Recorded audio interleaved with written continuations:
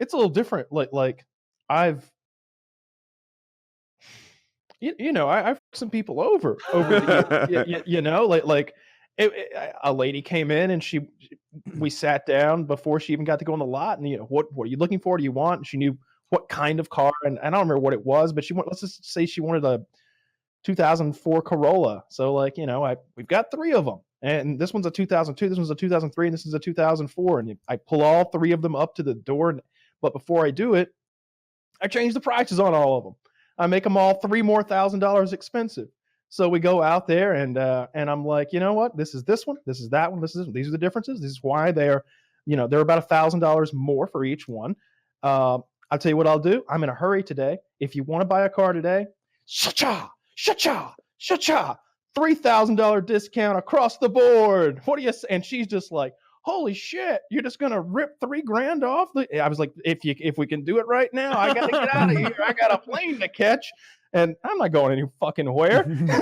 I gotta go to the LA Swindlers Convention. but to his point, like, she was so happy with the deal she was getting and the quality of.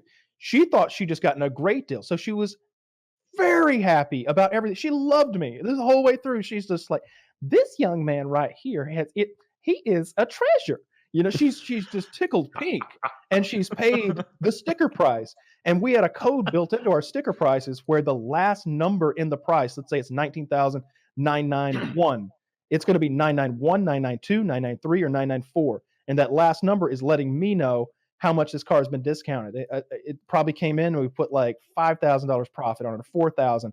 And every time they discount the second number in the price, which is $1,000 off the price, they change the last number too, to give the salesman an idea of how many times it's been discounted.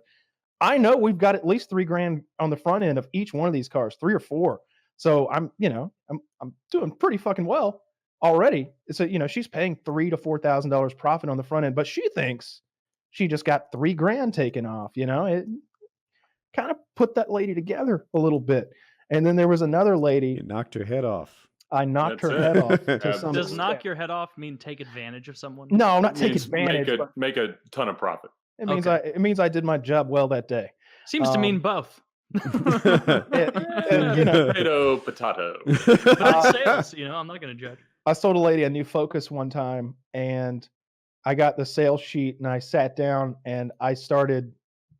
Sometimes I get ahead of myself, and I would just see what I could do, because I feel like you can always ask forgiveness later. You can always say there was a mistake, or, oh, well, that's not supposed to say that, or, they expect the price to be a little iffy. So I just blacked out what my manager wrote, and I told her that it was an extra $2,000 as we sat down, and she agreed to it, and it was a new Focus. And I go back up there with a signature. My manager's like, did you just sell a Ford Focus at a premium? Did you just sell a Ford Focus for $2,000 over sticker price? I was like, I sold permaplate too. Which is this bullshit fabric. And what is permaplate? Permaplate was a lie. I was told we didn't even put it on the cars, but we would sell it for, I think, $695. And essentially it's a warranty against stains and like acid rain spots and bullshit like that. And I never saw anyone ever come in and be like, hey, I bought the permaplate, stain right here on my seat, fix it. Never happened once. But for $695, we would sell that stuff to you. And I had this whole kit on my desk where I'd stain a little swatch of fabric, and I'd spray some shit on, just wipe it right off, coffee or whatever. Usually coffee, because we got the coffee maker right there. I'd just pour the coffee on it, be like, this has permaplate on it. This doesn't. And that would sell people for $700 of just extra gross. So like I sold her so high over sticker that they wouldn't even finance it at that. Like, she got into finance and they were like, the financial institution says, this is too much for this car. Like she's going to owe so much more than this car is worth on day one. Like, they won't even do it. And I'm like, we'll find out exactly what they will do. Yeah. And then I'm going to come in and be and be like, you know what? You're the 100th customer. Holy shit. This happens once a month, but $1,100 discount. And she's just like, oh, Mr. Kyle, I am so my lucky day, new car, 100th customer. Oh, she was so happy. She was so happy. That was the same lady who told me, she was like, it was nearing Christmas, and she had a kid with her. In this story, she's gone from Little House on the Prairie to Kimmy's Vietnamese mom. Oh no, this is a little Spanish lady. Okay. Yeah, and she had her little kid with her, and she said something along the lines of, "But if I pay this much for the car, there can be no Christmas for the children."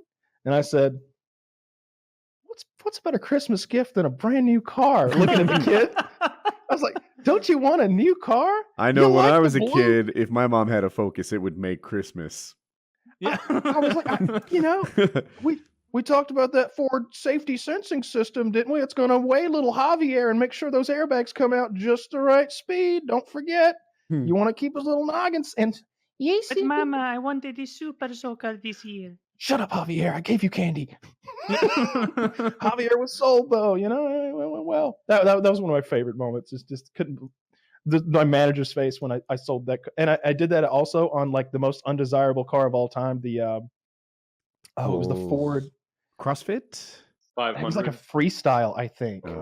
It was the 500 wagon, essentially. It was on like this Volvo chassis that was like lumbering, and it was hideous. It was in this green color too, like this pea green puke. Rare color. It was It was awful. It was awful. And this British guy came in, and I must have racing color of the UK. Hello, sir. This seems to compliment my teeth. Jesus Christ. And like I would always get real hyped up when I sold cars. I would drink a lot. I was drinking a lot of Red Bull. I would go to the gas station. I'd buy 4 Red Bulls, and I would take like those giant like 40-ounce cups they have, and I'd dump them all in there, and I'd chug it down, and I'd start my day. I wanted to be wired because the guy who trained me was like that. He was this very high energy black guy, and he was loud and boisterous, and he's like, "We're gonna do a car deal today." It was a show and a dance, and I tried to emulate that as like a 19-year-old white boy, and so I did. And so I'm just, when this guy expressed interest in this disgusting car that we all hated and knew was going to be discontinued any moment, I was like, well, you better snatch this thing up, sir. You better snatch it up quick, because this thing car right here, especially in this color, the lime vomit green color, oh, it is desirable. I've had 3 calls today. I've had 3 calls today. People, I got appointments all weekend. We really need to get this thing wrapped up this week. And he's like, well, I guess I should head on over to the credit union and get a check forthwith. And he does. And I was like, well, we need to work out a price before you can go get your credit union check, you know? And I did the same thing. I bumped the price $2,000, just scribbled it out and wrote it and sold a Ford's most disgusting car of all time, perhaps, at a premium. And I just remember my manager being like, you fucked up for this one. I would never do no shit like this to somebody. You fucked up for this one. I sign off on it. But finance ain't gonna do it. I'm like, he's got a credit union. He's like, oh fuck. All right. I'm signing off on it. My hands are washed. I just remembered this story. I hadn't thought about this in so long. There's a lot of turnover in sales, in the sales department, of course. And so it was almost like being in a unit in Vietnam. You didn't want to befriend the new guy too much because he might not be around too long, you know. Because his name's handwritten on a business card. Yeah, and don't trust the Vietnamese prostitutes. I gotta scratch a paper here, you know, right. And you know, the people that you had been working with for a while, you know, you felt like you were part of the original unit or whatever. Well, these new guys came and they were hardworking, and they were like Band of Brothers. We're like, we didn't want to get too close to him because we just tore me up to see him get killed. That's right. That's exactly. You know, it's a rough business, and but these guys moved down, and they had formerly worked in like insurance or something. They were young guys. They were like my age, maybe a couple years older, 23, something like that, and they were hard workers, and that was getting them through. One more so than the other. I wish I could remember their names well. I think it was Kyle and Travis, actually, and Kyle's doing real well. Travis was not, and they even looked their level of success. Kyle looked smart, had his head shaved, his glasses were nice. He always wore a dress shirt and a tie. And Travis was slovenly, like he was a little overweight, and his beard was always unkempt, and he was struggling real bad. He was still on an air mattress because he couldn't afford to get his shit out of storage back in Pennsylvania. So like they auctioned it all off while he's in Atlanta. So he's living on a goddamn air mattress. But he fucked a girl on that air mattress one night, and I told him that was one of the most incredible accomplishments and fuckery I'd ever seen. Like I've gotten some girls, but I've never been able to fuck one on a fucking air mattress.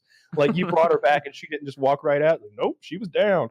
That thing went flat about halfway through too. But anyway, he takes a car back to get it detailed. He miraculously sold a car, and a homeless man is back there. He's not supposed to be back there. It's very much a fenced-in area. It's like back behind our service department, far away from the showroom floor. And the homeless man tries to rob him. He has nothing. He has nothing on him. And he's like, I don't have anything, man. And the guy poked him with a little penknife. Like I say poked because it certainly wasn't a stab wound. He got poked him. He poked him. It was like something from It's Always Sunny in Philadelphia when they're at the carnival and that guy just like stabs. He stabbed him, but it was a bullshit stab. Like he's like, he stabbed me. Yeah. And I hear coming over the radios. The place is so big. There's radios everywhere. I don't carry a radio, but the managers all have them, and you can hear the radios nearby. Travis has been stabbed back behind the, and I'm just like, what the fuck? And like I've got a gun, so I'm just like, get the gun, fucking throw it into my suit jacket. We get on the golf cart. We drive fucking back there. Nobody's back there. This guy's made his escape. He's over the fences, and once you're over that fences, he's in friendly territory. Let's just put it that way. We're not venturing. That's the DMZ over there. If we're in Nam, like he's made it into Laos. Okay, like we can't go over there. We won't come back unscathed. And but he's fucking poked like in his palm. Like he tried to defend himself, and the guy stuck him in the fucking palm. He's like in the palm. Yeah, in the palm. Yeah, he's like holding his hands up, and the guy like pokes him with like and I can only imagine it was like one of those Swiss Army bullshit little pin knives. But right. It's like this is the worst job, man. I've had the hardest time. I'm like, well, you sold a car. He's like, I made $50, man. I made $50. Man, I'm out here getting poked. I made for it. It's like I made $50 on that car. Sure. Oh, I sold a lady a convertible Mustang one time, a used one, and she was very happy. But then she's always calling me like the sunroof, the roof leaks, and I'm just like, well, bring it in and talk to the manager. I was like, I can't do anything about it. I'm sorry that it leaks. And she's like, and it makes this awful noise on the highway, and I'm like, again, you have to come in and talk to Dimitri about that because that's not my area of expertise. He's the used car guy. It sounds like someone's kicking and screaming in the trunk. She comes in and I'm like, Dimitri, the lady with the Mustang's here, the one that the leaky sunroof and the one that makes the noise. And he comes over and she's like, yeah, whenever I get above 80 on the highway, it just makes this awful noise. And he goes, ma'am, speed limit is 70 miles per hour. Stay below 70, you'll have no trouble. I'm just sitting there like, he's got a good point. I like to think that doesn't fly at the McLaren dealership. My manager was a bit of a criminal himself. He had a different business before he went into car sales, and it was very much an illegal one. But still sales? Am I getting the vibe right? Still sales, yeah, though. Right. I think even I'm up to speed. It was so fucked up because as his friends who had all taken the rap for him, this is like an episode of The Wire. As each of his friends would get out of prison they had all taken the rap, he would hire them as salesmen. So like, there's Garrett over there. He doesn't sell a lot of cars, but he gets a lot of cheese deals.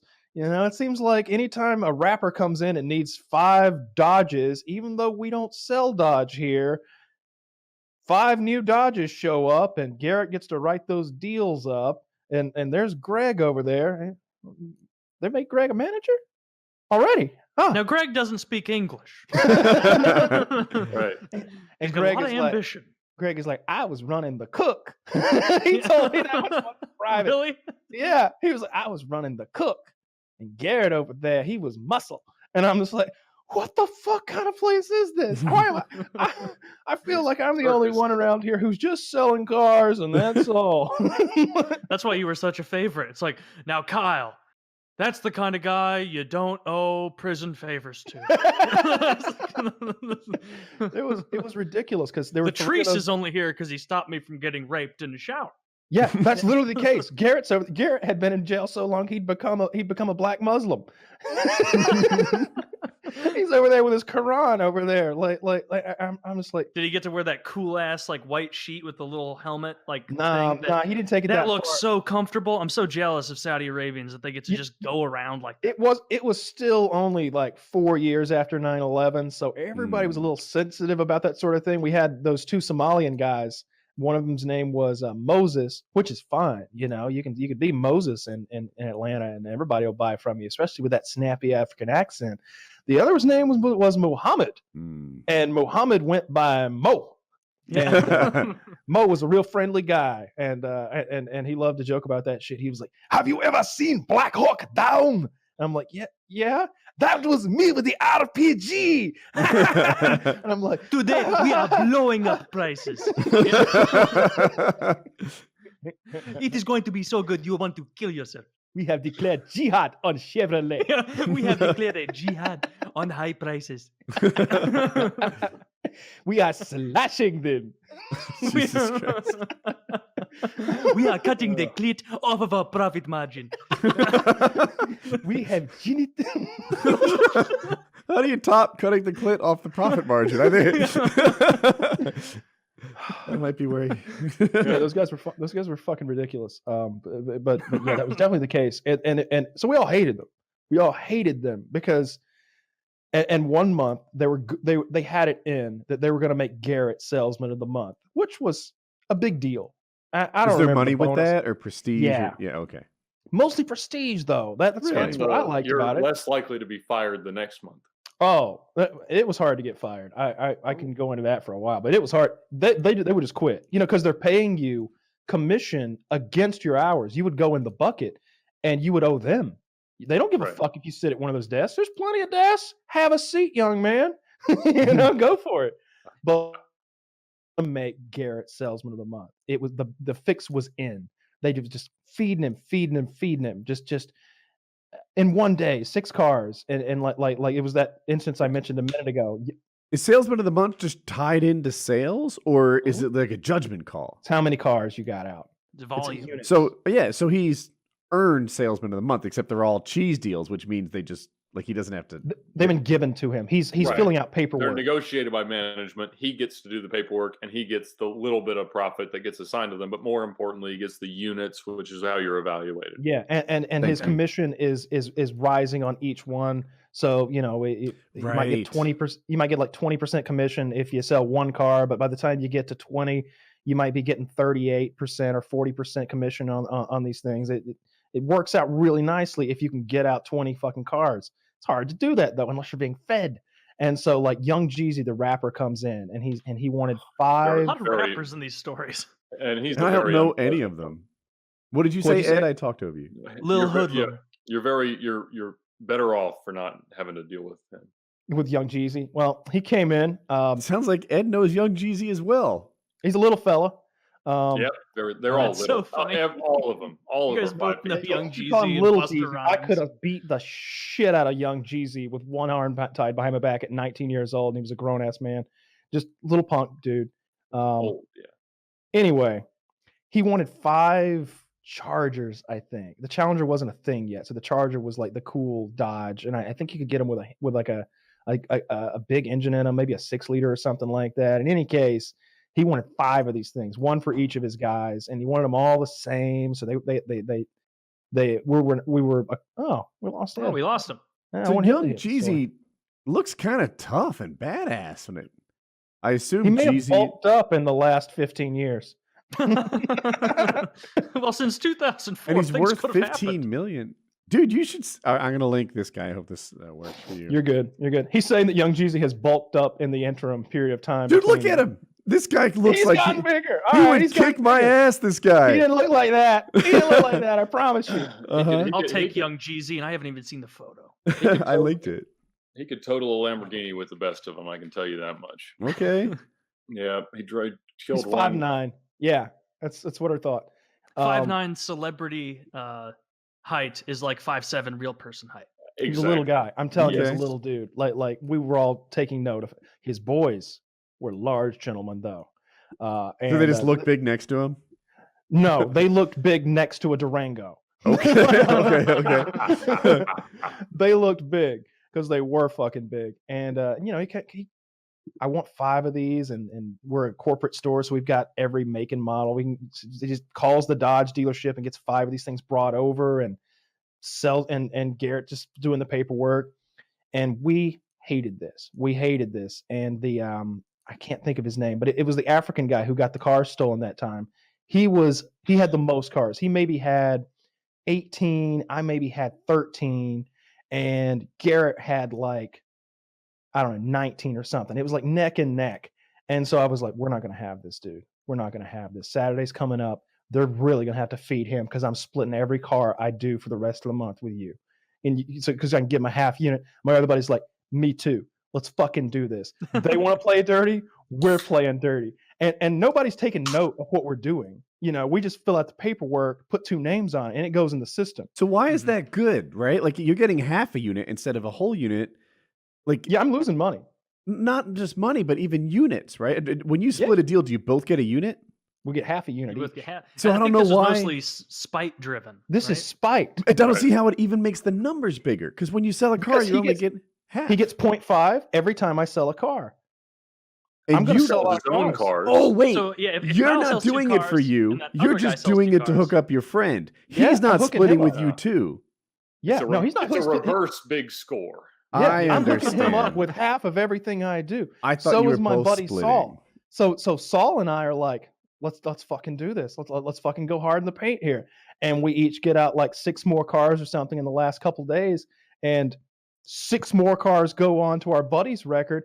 And so CJ, it comes time to count up the cars and figure out who's the salesman of the month. It's just rolled over, and we've got these big meetings in the morning, and there's 25 salesmen and 4 or 5 managers, and this is the meeting where money gets literally thrown in the air and wads of cash get tossed around.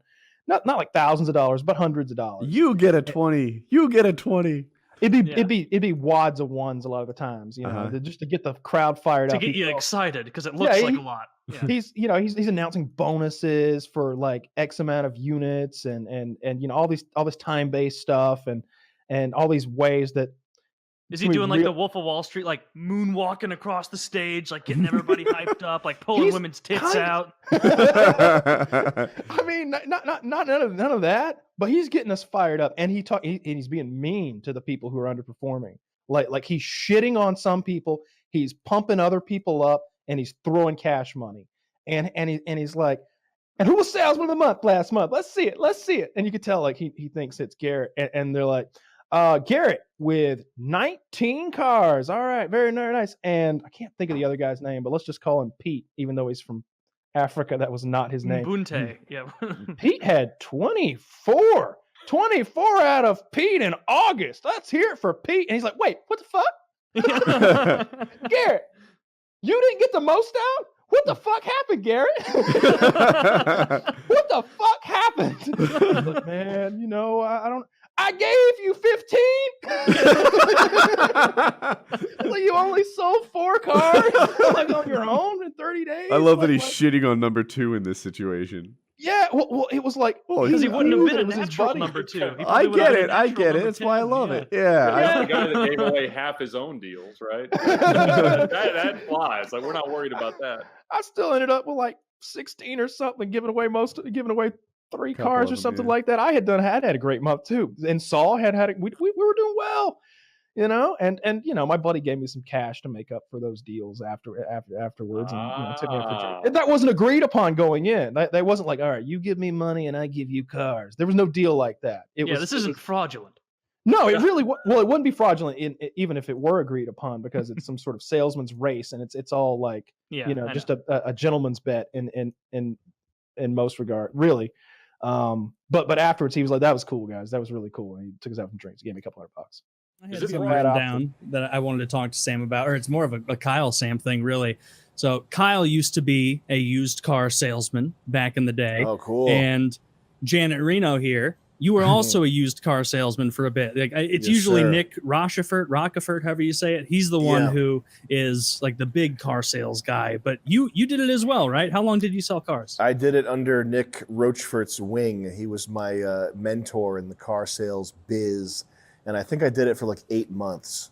But it was so painful and torturous that I really couldn't have done it any longer than that. It was one of the worst. I mean, it's the worst job that I've had.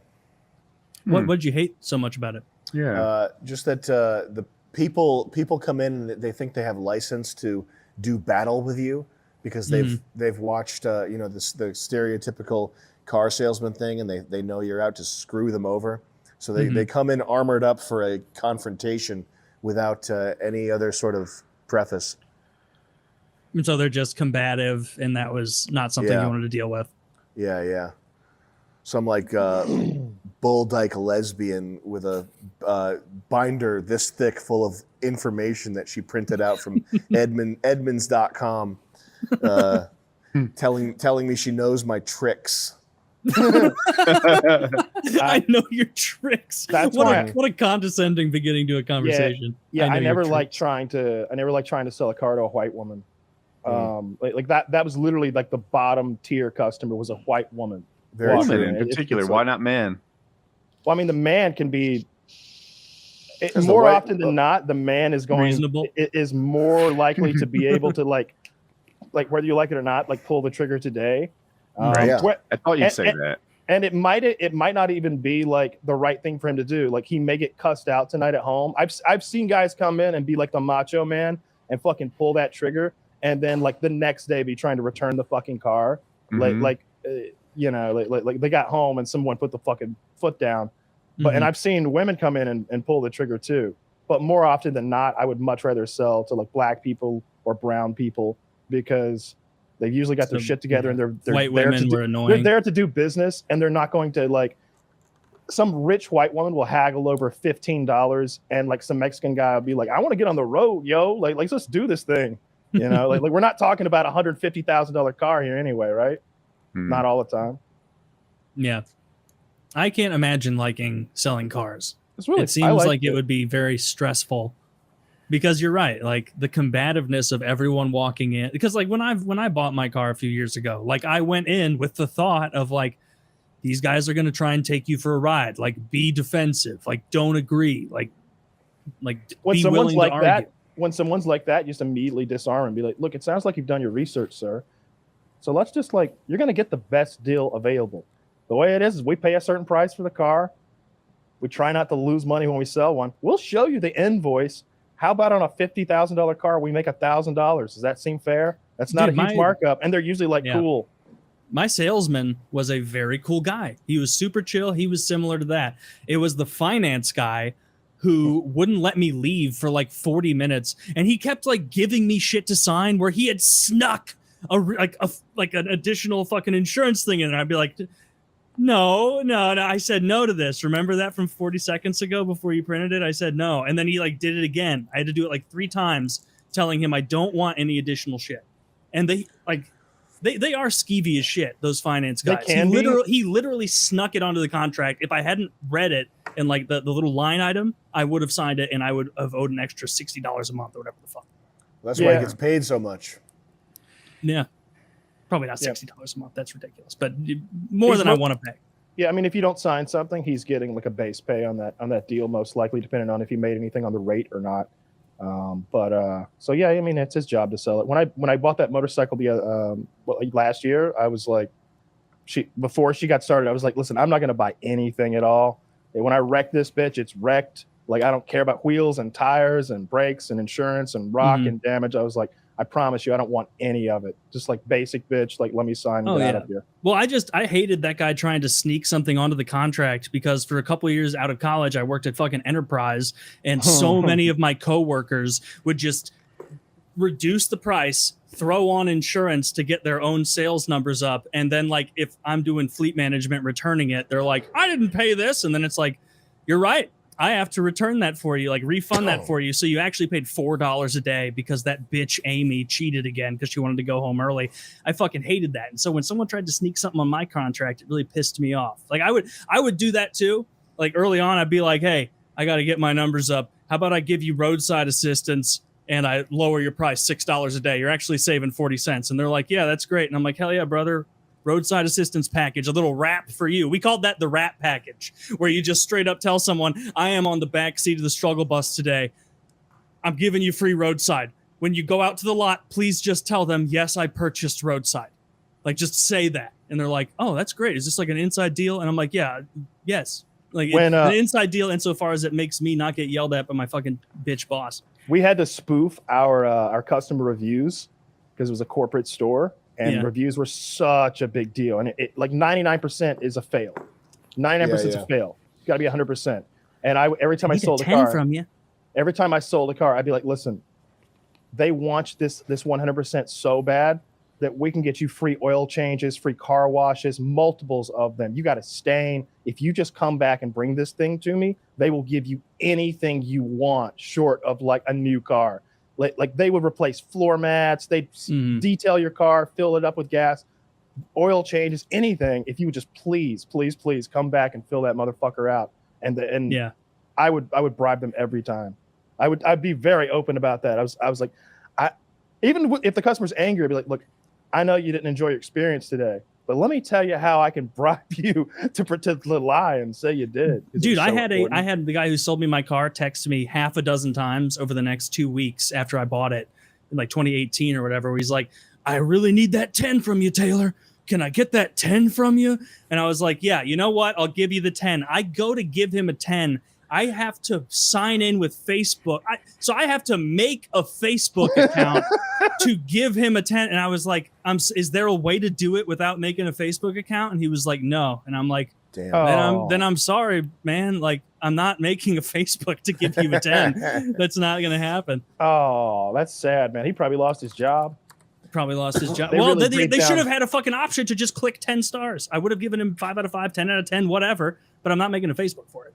That's ridiculous. I don't like it when I don't want to act like I'm a big shot, but like my Facebook has a lot of people looking at it, and when they're like, "Woody, we want you to click our business," it's like for free, well, for kindness. Like people fucking look me up. People like it. Woody's a big fucking deal, right? I need a little cashola. Yeah. I don't know. You're like what? It's almost like, hey, we want you to mention us on your podcast. Well, I mean, you can buy that. We'll do that for money. Yeah, if you give us money, we'll do that. But something else I wanted to ask Sam. So you did this car sales thing for 8 months.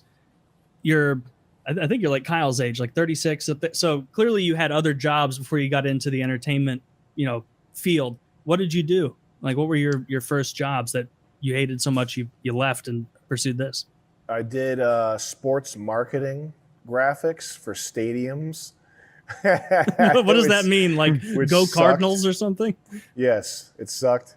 I did graphics at a motion graphics place that did stuff for like Discovery Channel and fucking National Geographic, and that sucked. And I did I briefly worked at an aluminum shaving, it's like a metalworking place. I worked there for 1 day. It was the worst. That was probably the worst job. How did that go? So during the years when you're working at the metal shaving place, no, the day, okay, and like selling cars and making graphic designs, like what are you wanting to be doing during that time? Like and who like you've got a very unique brand of humor. Who are your influences? Like who is it that you thought was funny growing up that maybe you took a little bit from? I think I don't think I had any crazy like ambitions to be famous or anything. I think I was so dissatisfied with all the other options, and I've sent my resume. I've sent probably like 1,000 resume emails. That was the most humiliating process ever. Like directly after exiting college and sending my resume out 1,000 times and having like my dad give me pep talks about how this process, like what a great process this is. Are you shaking their hand? Yeah, a firm handshake. Look them in the eye. Oh shit! That type of thing. Oh no.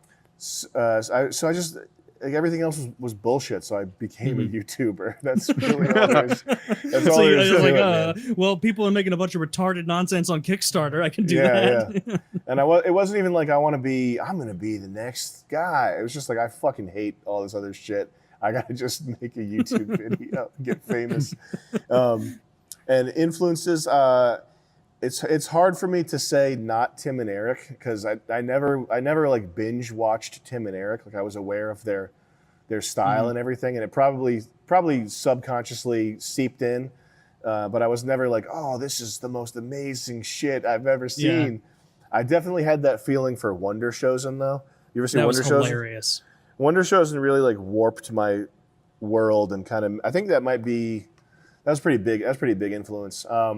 And then there's this other program called Liquid Television. You remember Liquid Television?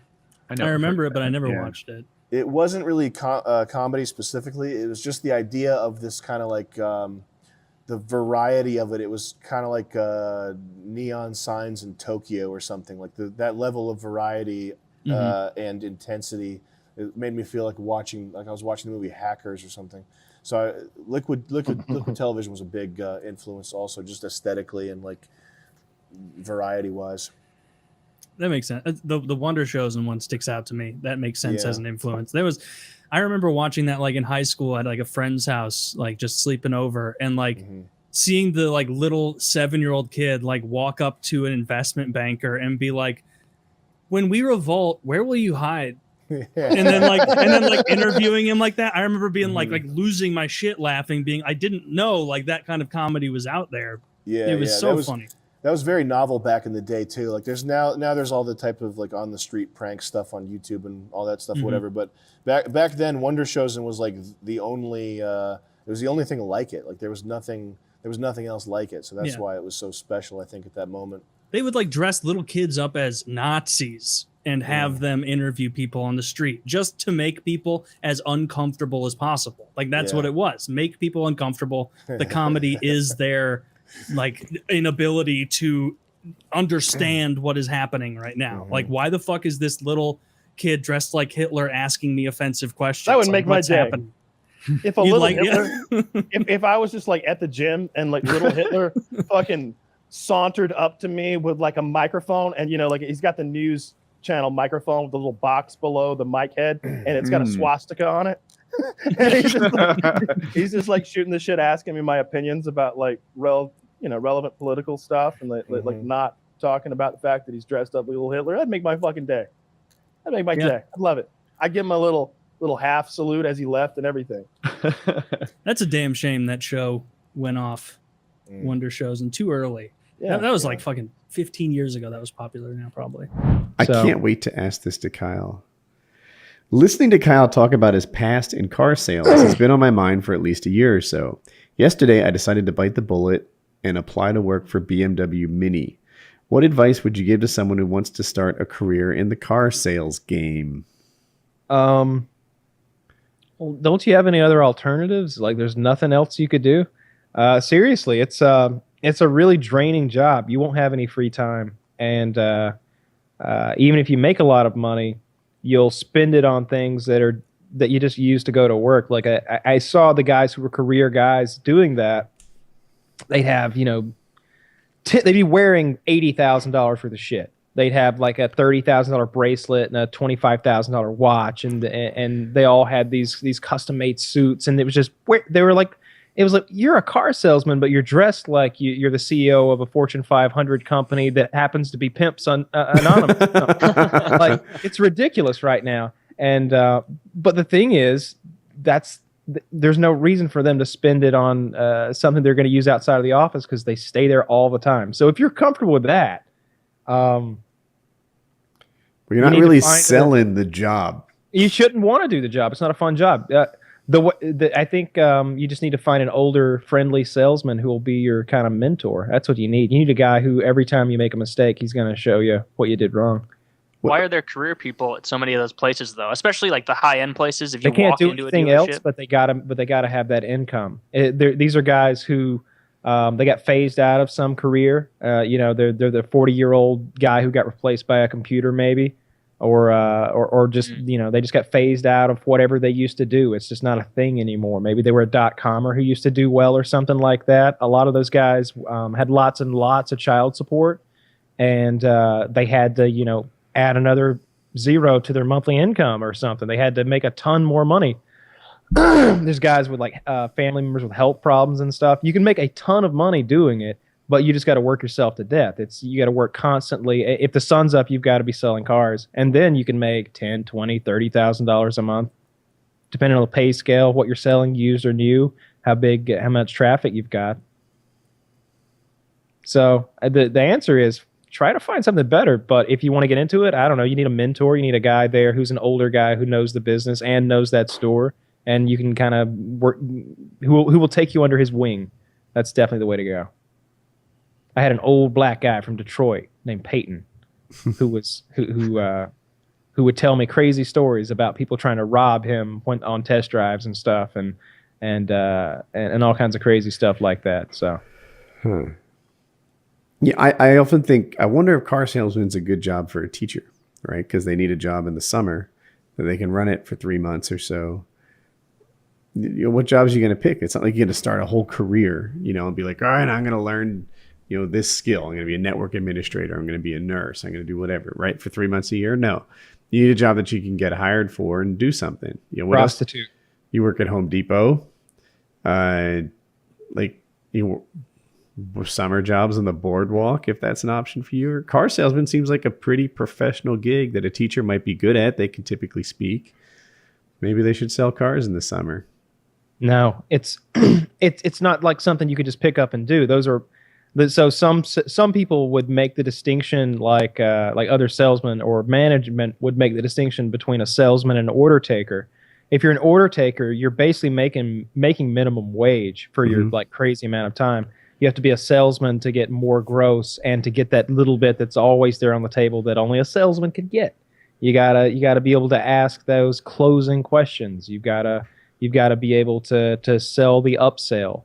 No, sir, you need that permaplate. In the back of your head, you're like, yeah, because that permaplate's $250 in my pocket. That's my money. Like, fuck this $40,000 car. This lady's gotten me down to like all my gross is gone. I'm gonna make $50. It's not even worth my time at $50. I'm making like $15 an hour here, and I'm doing a shitload of paperwork and having her car detailed for her. Like, that's bullshit. I got to sell this permaplate, and I got to get that extra $200. Then it's actually worth my time today.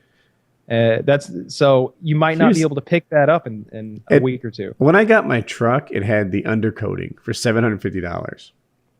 Total garbage. I get this, right? Taken, I think. The thing is, every single car on the lot had it. And apparently the Toyotas were all shipped in from like Southeast Toyota in Georgia or something. And every car out of his distributor has it.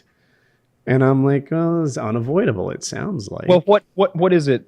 Literally, like was it some sort of like something you would look at and see? I never saw it. No.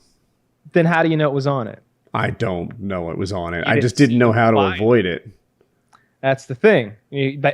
First, you want to say, could you prove to me that it's on the car? And they have to, well, if you look closely, you'll. No, not really. I can't. Do you have any proof that you put it on the car? Okay, well, you say it does this and that. Let's expose the car to this and that and see how it fares. Because, all right, so what we would do, we called it permaplate, and it was for the fabric and the carpet, and it actually worked, but we didn't put it on the cars. We just sold you the warranty. That way we don't ever have to sell the product. We only have to account for the like 1 out of 1,000 people who comes back and says, hey, I got some chocolate pudding on my seat.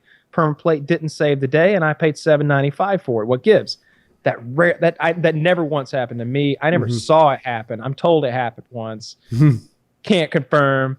But we were just selling it left and right, $800. And we even had these like fabric swatches. One's got the permaplate, one doesn't. You pour some ketchup and it's like hydrophobic almost in the way it just, gets rid of and cleans up nicely. And it's something that you would want on your car. And I sold it without a bit of guilt because we are selling the warranty. When your seat inevitably gets stained because we didn't put any magic shit on it, just come back. We'll give you a new seat. Like, we never even specified what we do. Like, we'd literally, if you kept complaining, we'd put a new seat in your car. Like, were people aware of that? Or was it? So they were, okay. Well then. I was aware. then you should kind of feel guilty about that. They got the warranty. No, but that's not what they paid for. You misled them. Actually, it is what they paid for. Well, it's what they paid for. It's not what they thought they were getting. Pretenses. Yeah, exactly. I saw Woody's face, like, and he's like, and I don't feel guilty about it at all. And Woody's eyebrows just, yeah, not You at all. can't. Look, I never felt guilty about one mistruth or lie, whatever you want to call it, that I may have. I remember this is early in when Are I you talking first about- met Kyle. No, this won't be bad, I don't think. And I was wondering how I do in the car sales game.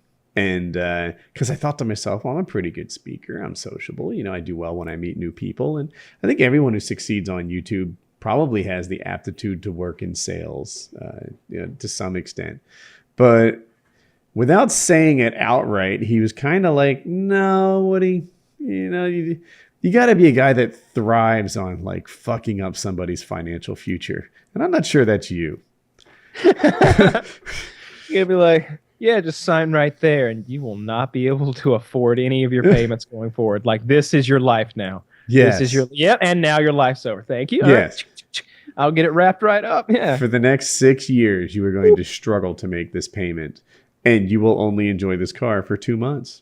How do they even think that? Because I've never purchased a new car. Like, when they see the payments on it, like if it says like $800 a month or whatever, $300 a month, I don't know for how high of an end car it is. Some people don't even ask what the term is. I've sold people on the payment per month, and they didn't even know what the term was.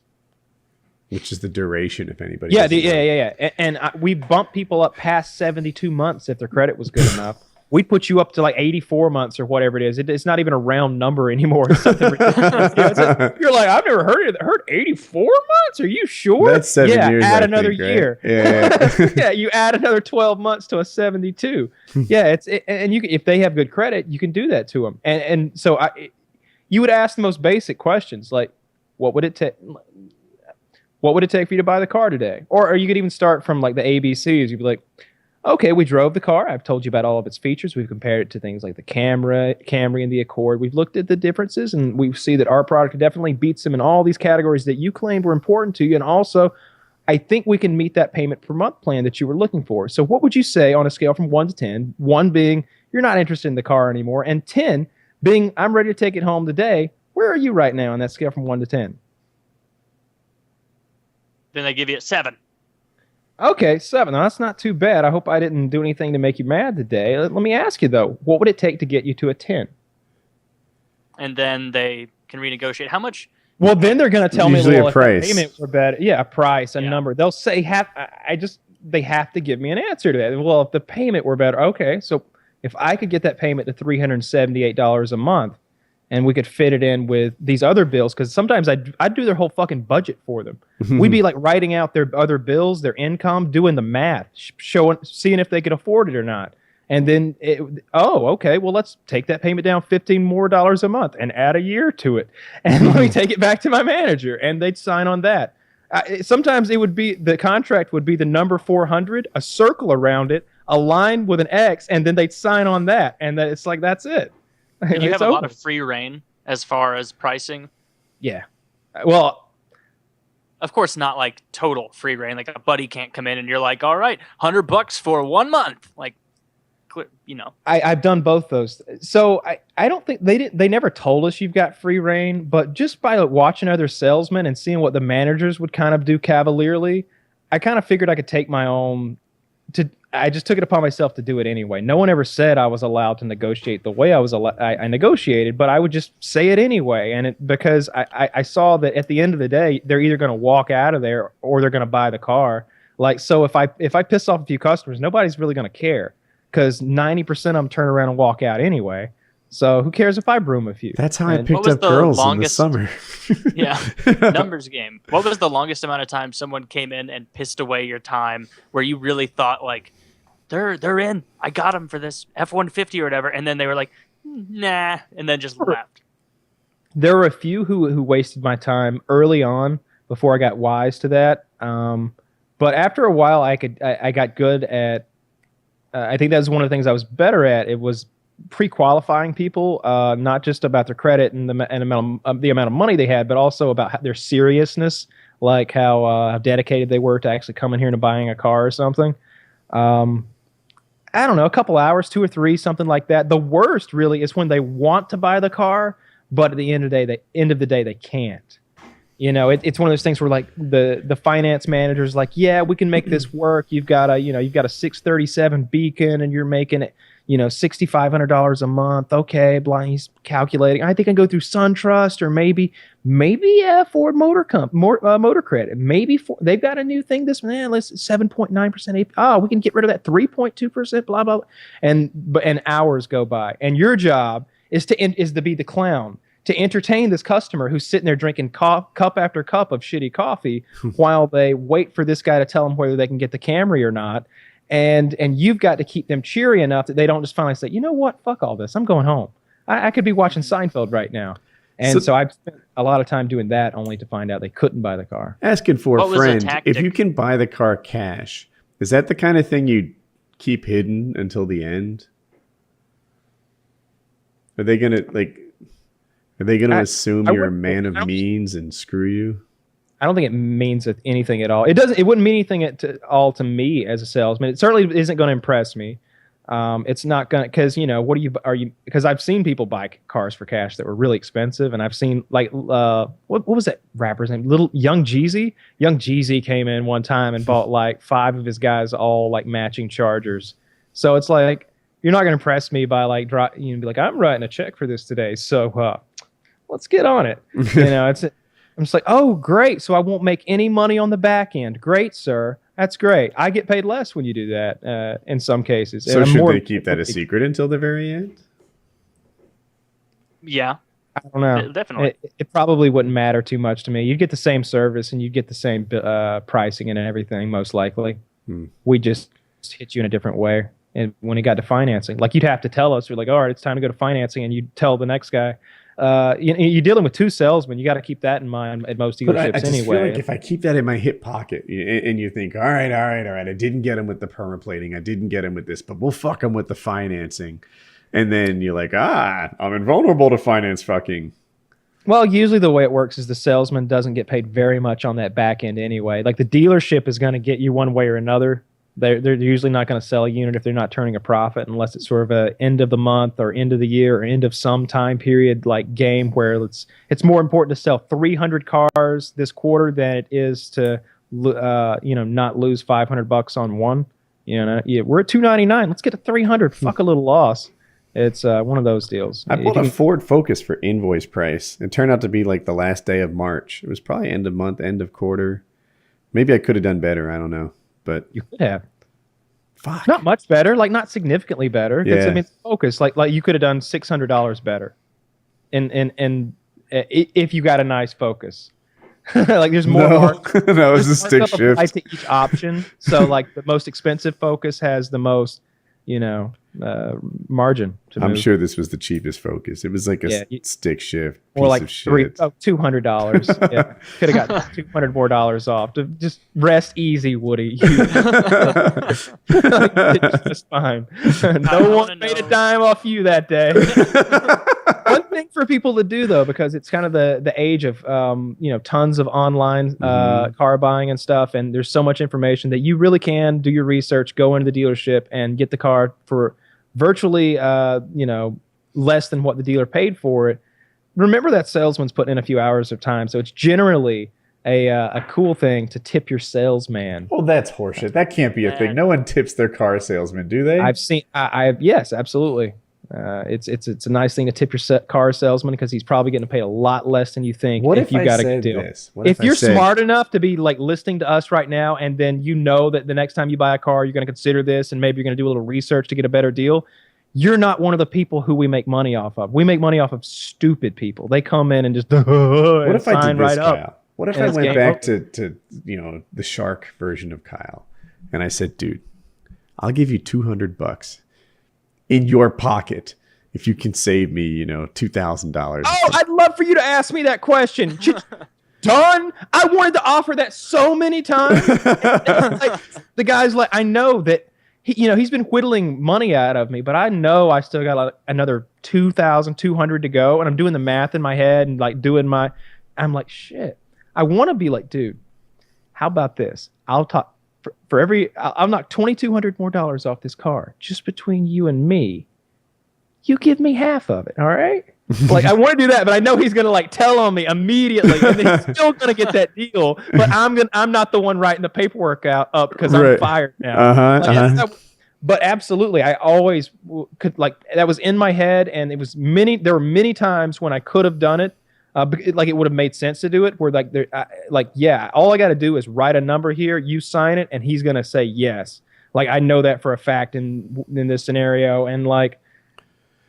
I want to offer that, but like I never would. I think it's probably a crime to do that. I'm not exactly sure what the charge. It's probably a crime, but I put it in that same category as breaking the Call of Duty street date. I was afraid. Yeah. No, this or one, like getting Sprite when you paid for water. This is. I think that's fraud, and it would be because of like the large dollar amount. I think it might be embezzlement or a kickback or something. I don't. But yeah, that's totally a thing. Like, feel free to maybe bribe the guy. I never considered suggesting that to people, but totally, you could bribe the guy. Yeah.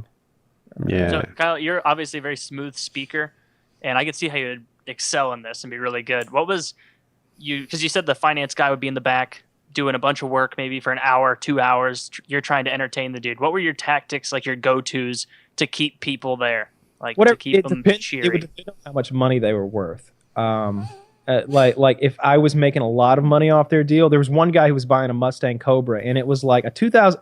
I might be wrong about this. I know they only make the Cobras like once every couple of years, so correct me if I'm wrong, but I think it was the 2004 Mustang Cobra. It was the previous body style, the one before the 2005 when it got all retro, but it was mint. This thing had like 4,300 miles on it. It was black, convertible.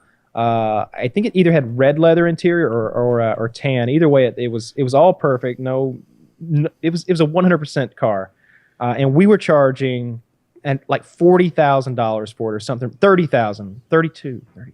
Yeah, it was 32,000. It's in my head now. We're charging $32,000 for it. We had taken it in for $22,000. That's $10,000 of profit. I was going to get like a third of that in my pocket. So, and it was getting close to the end. It was like a Friday or something. Like this was going to cap off a pay period.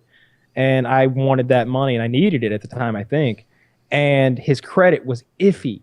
It was just right on the borderline. And like, I don't know, I took him out on a test drive with it. I was like, let's drive and get some dinner while they work on this thing. So like, he drives the Cobra. He like takes me and the whole time he's like, no, I know what it can do. I know what it can do. I don't need to drive it. He refused to drive it. But you got to make him drive it. It's about the sizzle, not the steak. So he drives it, and it's so deep and throaty and sexy. And that 6-speed shifter is just tilted over to the left just perfectly. It fits your palm, and that clutch is so fucking stiff. It feels like you're operating a race car. This is a real SVT performance fucking machine. It's not an everyday street car anymore. You're in a race car now, sir. And you know, I go buy him a burrito or whatever, and 6.5 hours later, his financing came through. My manager wouldn't take a dime off. He refused to not make $10,000 on that Mustang. So stuff like that, just kissing their ass, just entertaining their kids. Making fucking around with like other salesmen and like putting balloons on the other salesmen to make my people laugh. I used to do this prank to Rich Domville. If anybody knows the guy who's about 50 years old named Rich Domville, I'm so sorry, Rich, for the hell I was 19, dude. What the fuck? I couldn't help it. This guy, I ruined his days. Like he wasn't a good salesman. He started the same time as I did, and I was much better than he ever was. He never did very well, and he just had a hard time. And I would steal his chair, for his desk chair, while he was with customers, like just turned around for an instant, and I'd have it, and it was gone. And nobody would know what had happened. And he'd just be like, what the? And he'd have these meltdowns, and he'd lose customers. And we thought it was hilarious. But I was just kind of a prankster. On Saturdays, we always had helium balloons in the showroom, and I would tie the balloon to a paper clip, bend one end out so there was a hook. I'd walk up behind you and hook it on your belt loop. Now you're a walking clown. You just got a balloon with you all the time. Sometimes I'd write something on the balloon. You're greeting customers with something. The game eventually became, how many balloons can you put on the guy before he knows it? like we get to 6 or 7 sometimes. There was this one guy who started, and he was really high strung. He just had a lot of nervous tics. He didn't get along with anyone. He was very overweight. He would sweat so much. He would just be soaking through the collars of his white shirts and stuff. But he was huge. He was like 6'6", I guess. I got to look up at this guy, and he had like his neck was like really craned forward. This big 45-year-old intimidating guy. And for some reason, I thought it would be a good idea to cover his phone headset, like the both ends of it, with ink from one of those ink sets, like that you use on stamps, like the legit ink. I inked his phone. Then I go to my desk when my buddy saw, and I dial his extension, fucking call him up. And it's big, goopy, like half circle here, and his whole ear on the inside is all black. He didn't notice for like an hour, but he knew who did it. He's fucking screaming at me in the middle of the showroom floor, like threatening me, like Are you filled with regret at this point? And I'm just laughing at him. It's great. So I was kind of a dick. Yeah. Yeah, I can agree with that.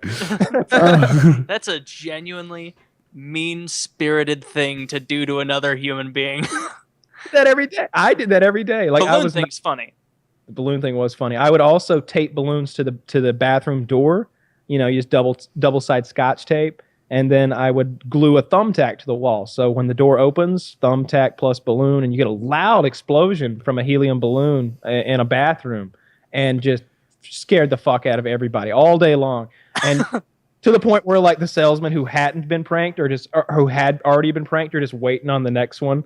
Like, I added some fun to the office. It was a real, there's a lot of drudgery to it. Everybody's hauling in there every morning early as fuck, drinking our shitty bitter coffee, and needed to add some laughs to the day so there wouldn't be some cries. I used to fuck with people at Cisco, but looking back, I'm not sure it was nice.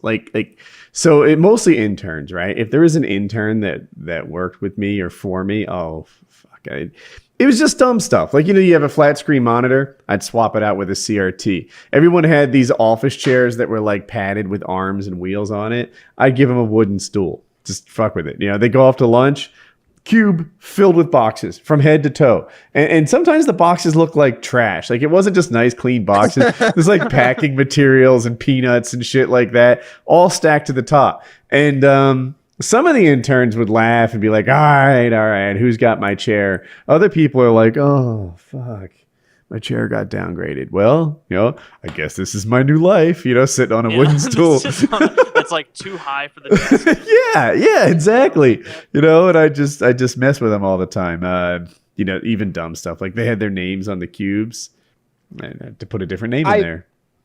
I've told the story about calling the salesman, pretending I was a customer, and like, telling him I wanted him to take off his underwear and everything, right? Like, I've told that one a bunch of times.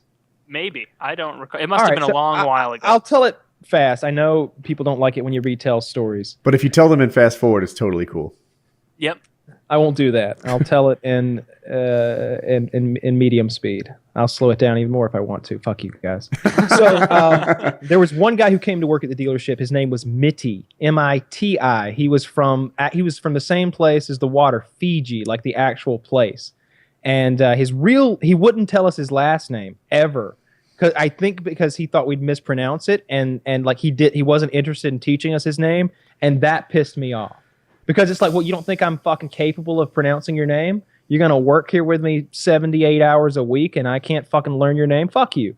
So I already didn't like Mitty. I felt like his wife was a doctor, and she was the real breadwinner of the family, and I felt like Mitty just had a chip on his shoulder because of that, and he was always just a little shithead. He's like 50 years old, and I'm 19. Keep that in mind. Mm-hmm. But we're co-workers, and his English is very abrupt and sharp, and Mitty is quick to learn, but is not going well.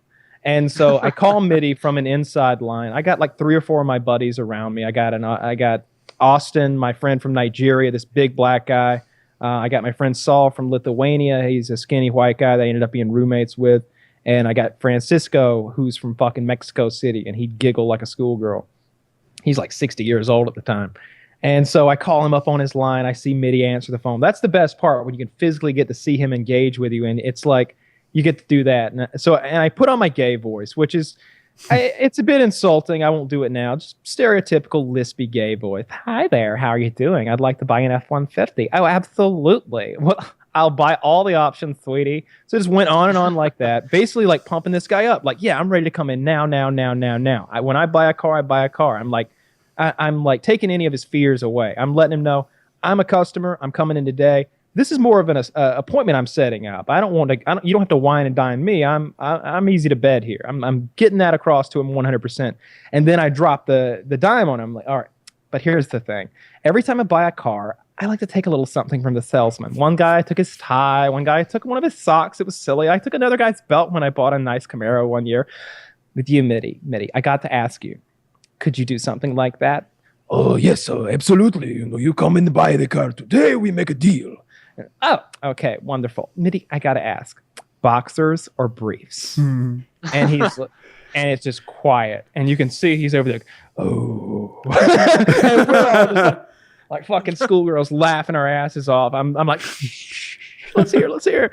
He's fucking briefs. I'm like, wow. I'll tell you what. I'll be there in 35 minutes, Mitty. I've got my brother. He's bringing me down. That way he can take my car home. I'm keeping it, but I want that F-150. So if you can get it brought around, I'll pay whatever the sticker price is. That's how I do business. No muff, no fuss. And I'm going to need that underwear in hand when I get there. And he agrees to it. Everything's sold. He walks past us to the bathroom to take off his underwear. And that's when we let him have it.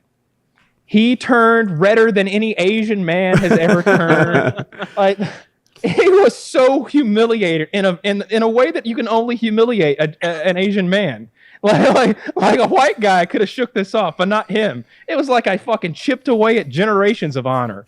And we're in this face off where I'm 6'2" of me in my like business in my like suit shoes or whatever. They're kind of lifted on the bottom. And he's all of like 5'5", and he fucking does this underhanded karate punch like this and punches me in the stomach. And I'm certainly not Bruce Wayne or anything, but if I see somebody going to hit me in the stomach, I had enough like locker room bouts in high school to like tighten up really quick, and it didn't hurt at all. And I was just like, "The fuck's your problem, Mitty?" And I just pushed him.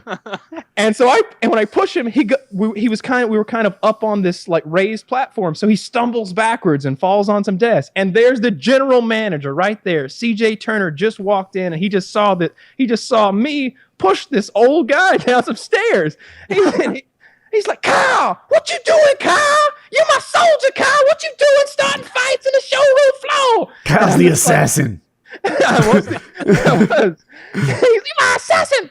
Not like this. Chris Tucker or something. And I'm like, whoa, let me explain. And I very quickly explained to him what had just happened. And he's just like,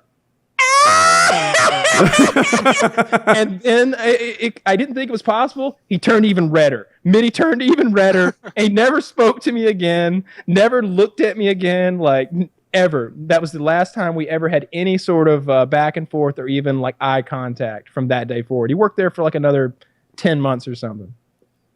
That was really, really fucking funny. That was the MIDI plan. But that is also really, really mean.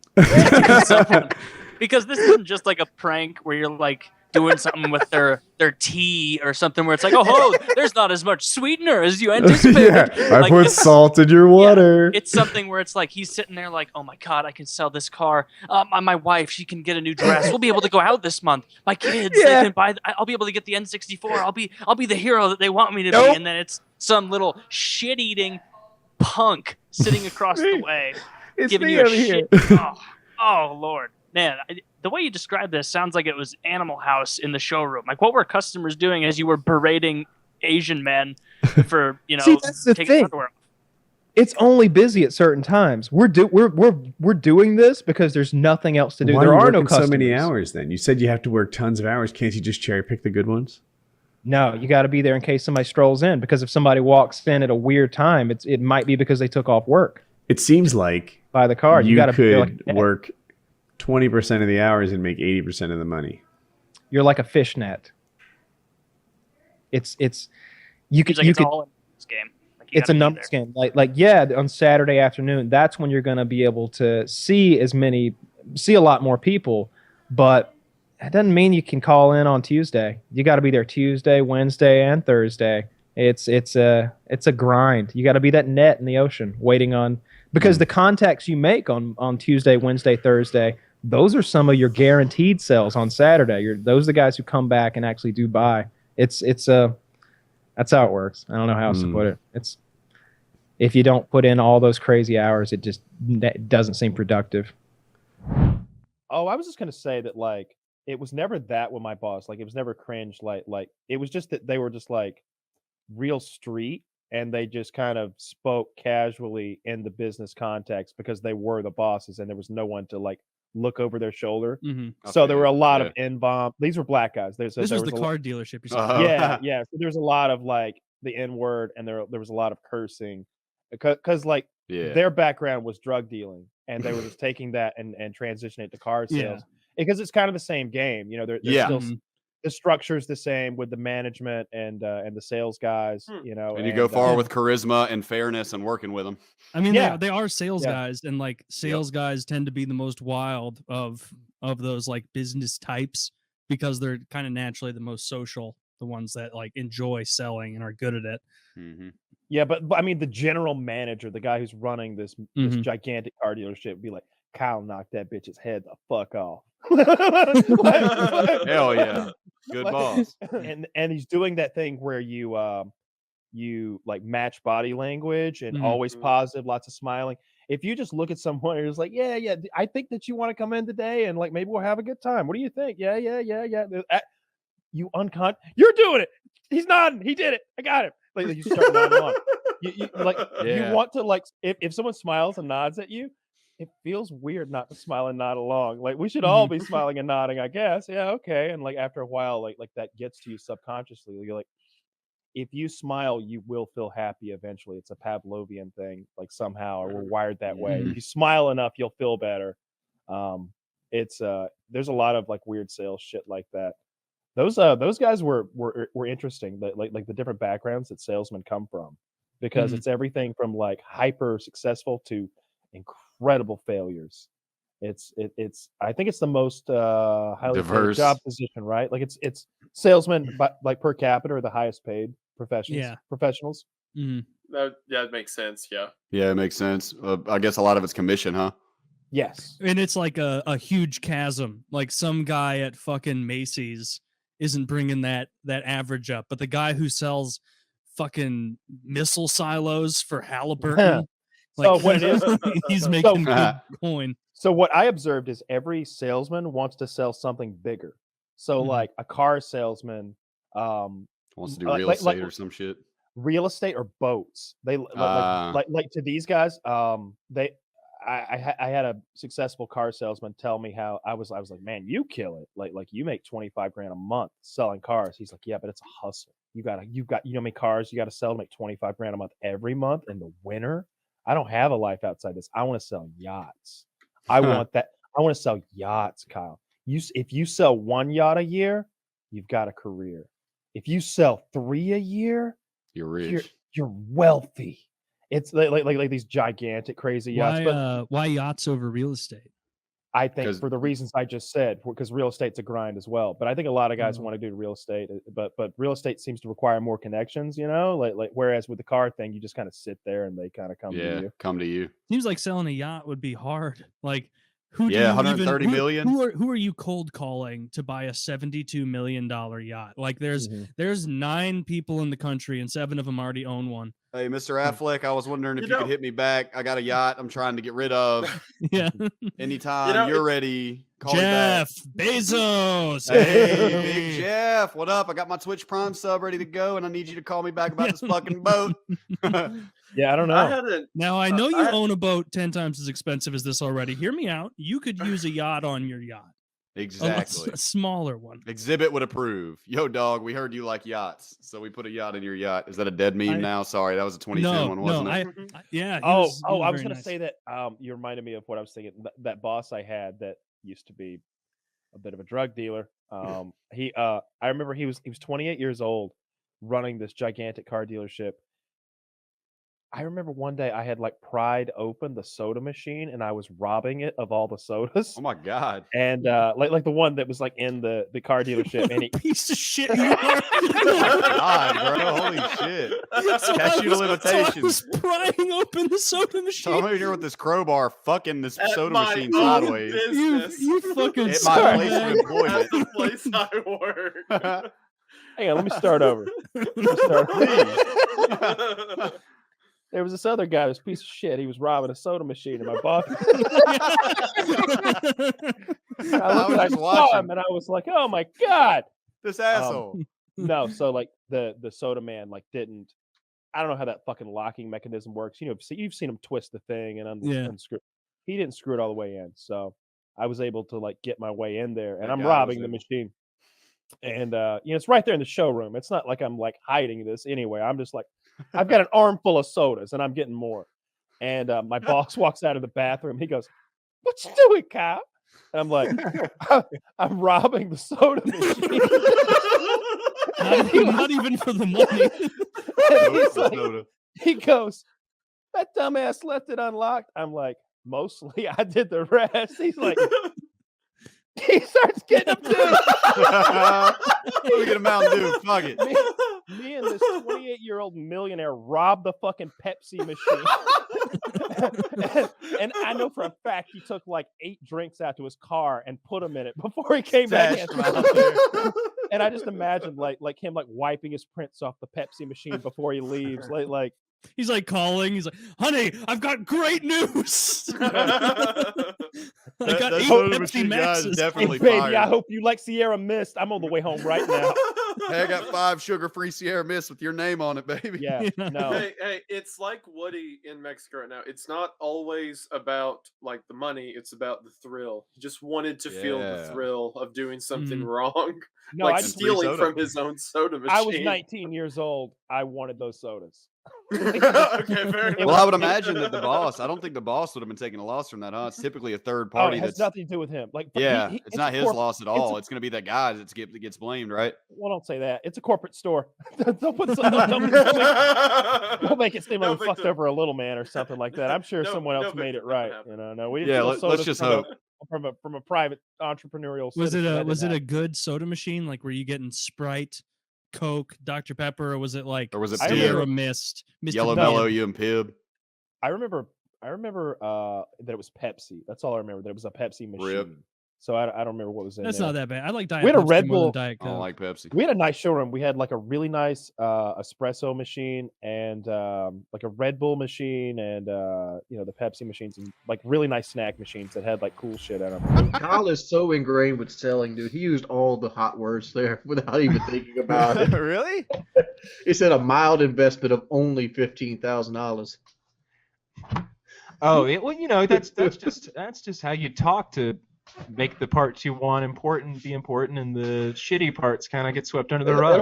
I always laugh about how people use the word "only" on any price. They'd be like, "Get this new air conditioner, only $1,500." Well, yeah, when you would present someone with a deal, the spiel was the same. The first lines you would say would be, "You're not going to believe this, sir. I've got a great deal for you." And the great deal is, as inflated as you could possibly make it, because that's the first thing you're going to him with. And you just felt like such a liar saying those words every time. Oh, did you feel like a liar while you were selling cars? No, he felt like an assassin. Right. I'm going to get you. You got the assassin remorse. The assassin. I didn't feel sorry for people who, were adults who could make legal decisions for themselves with their own money, who decided to sign on the line that's dotted. Mm-hmm. Yeah. You know what? But the window thing, you had to have felt bad about the window, whatever that was, where it's the like price swapping. I don't. I remember you saying something about like their little item. There were like numbers lasered onto the windows. Oh and you yeah, put them in yeah. some The mesh, laser etching. but it was totally bullshit. It didn't mean anything. Yeah. So there's two things that went down with the numbers, and these are like on used cars, those big green numbers that'll sometimes be glued to the windshield. the last number in the sequence, it didn't matter if it was 5,991 or 10,991. The fact that there was a 1 on the end of that number sequence meant that we had reduced the price already 3 times, and there wasn't much profit left in there, so we didn't have much wiggle room. If it was as that number went up, there's more and more profit. If it was a 4, there's a lot of profit. He's talking about the laser etching. Are you in the window with that chemical etching thing? Yeah, the chemical you etching should have was felt totally... bad for that. I didn't sell that personally. That was that was finance. I didn't do that much at all.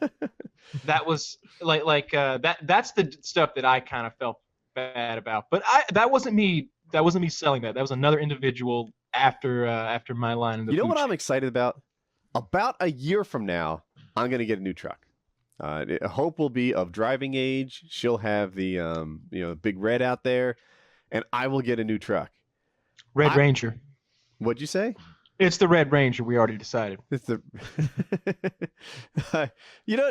Jackie had a Jeep. She used to name it Buck, and they called it Buck U. But anyway, I want to on the show have Kyle negotiate the price of my next car. I want to call up dealers. I want to do a thing and see what he can work out. And I'll literally buy the truck based on what Kyle gets. That'll really be cool. That would be a really cool video too. That could be a really cool video, like a very helpful, here's how to negotiate for This will be fun. This will be fun. We got to do research first. Oh yeah, we'll come to the show completely prepared. I'll have my freaking debit card ready to go, and I will buy that shit on air if we can negotiate. You can't buy a truck with a debit card. You can't tell me what I can and can't do. The bank can though. You ain't the boss of me. So here's the problem. Here's the only problem with this scenario. Oftentimes they won't want to do this over the phone. Like we wouldn't deal with people unless they were in front of us. If we had a business development center where you could call in and you could kind of haggle a little, and they would give you the quote unquote internet price, which was the best price that we can quote you over the phone. You have to come in and speak to a salesperson to negotiate price. So some people just won't do that.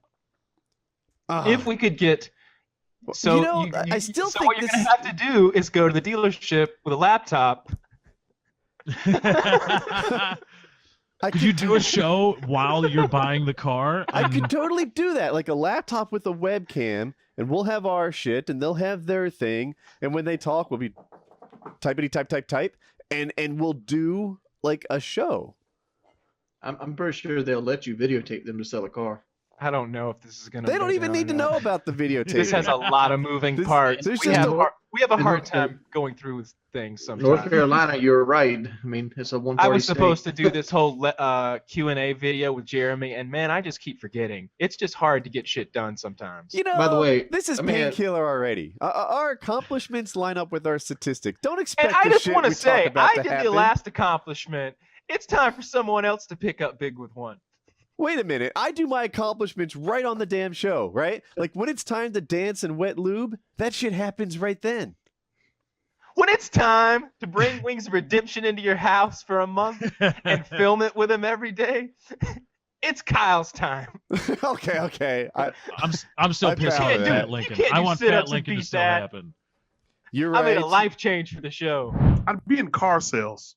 What I was going to say, that's what I was doing. I really enjoyed car sales. I loved it a lot. I made good money, and I probably kept going and went into management doing that because those guys made sick money. Those guys, it's people don't know like what our manager would always say in sales meetings. He's like, do you know what the number one best paid job is in the world? It's not doctor, it's not lawyer, it's salesman. And statistically, that's true. And depending on what you sell, if you're selling Nikes at the mall, probably not doing great. But if you're selling Mercedes Benzes, or if you're selling boats, or if you're or something like that, if you're very good at selling real estate, software, copy machines, like anything expensive. Yeah, and there's no overhead. You go into a dealership, you sit down at your desk. If you're personable, charismatic, and you know how to work your leads and you're good at all the things that make a good salesman, you can really make a shitload of money. And if you're smart enough to go beyond, there were some guys who were just really charismatic, but they didn't have any book smarts. You know, they weren't going to be able to really get organized enough to manage a team of salesmen. The guys who were managers were really making tons of. My general manager was making $250,000 a month. You know, what? When you were saying they made good money, I was thinking $250,000 a year. Oh no! Oh no! Like the not even the best salesman made that. Well, you just said a lot of salesmen didn't make jack though, right? Like there are people who yeah, are bad. A lot of them. We'd see him come in. We'd be like, oh, he's not gonna last. He's not gonna last. You know, the turnover rate insane. I watched so many people come and go in that dealership over the course of 2.5 years or whatever. So many people. Yeah, lots of people make nothing. And they're forced to pay you minimum wage, but they call that going in the bucket because they don't actually pay you minimum wage. They loan you minimum wage. So they're paying you whatever, $6.50 an hour or whatever. I don't even know what it is. And let's say you work the first 2 weeks, don't sell a car, and they've paid out whatever. Let's just say it's $800 over the last 2 weeks of you working by the hours. Then you sell a car and you make an $800 commission. That nets to zero because they get that money back. You know, if you're not selling cars, you're not making shit. But if you're selling a lot of cars, you're making tens of thousands of dollars a month. And the difference between making $8,000 a month and making $15,000 a month isn't doubling your car sales. It's maybe adding 20% to your car sales because you start hitting bonuses and they grandfather back on the sales you made initially. The percentage of the gross you get per car. So like if you sell 10 cars, you might only be getting like a 20% commission. But if you sell 20 cars, you might be getting a 35% commission. And that goes back on those first 10 cars and that you sold. So how long you can did you make sell cars? A little over 2 years in Atlanta. So that was enough. That was I was going to ask about the months, right? Like December, for example, sucks, right? I'm told. There were months that were really poor. Yeah, I don't remember ever doing really badly, except when my girlfriend broke up, when I went into a sad time. I didn't sell any cars then, but during the summer was definitely the best time. And I was selling cars right around when the economy was doing really shitty in Atlanta. Like gasoline was Katrina happened right then. Gasoline was like $4 or $5 a gallon at one point in Atlanta.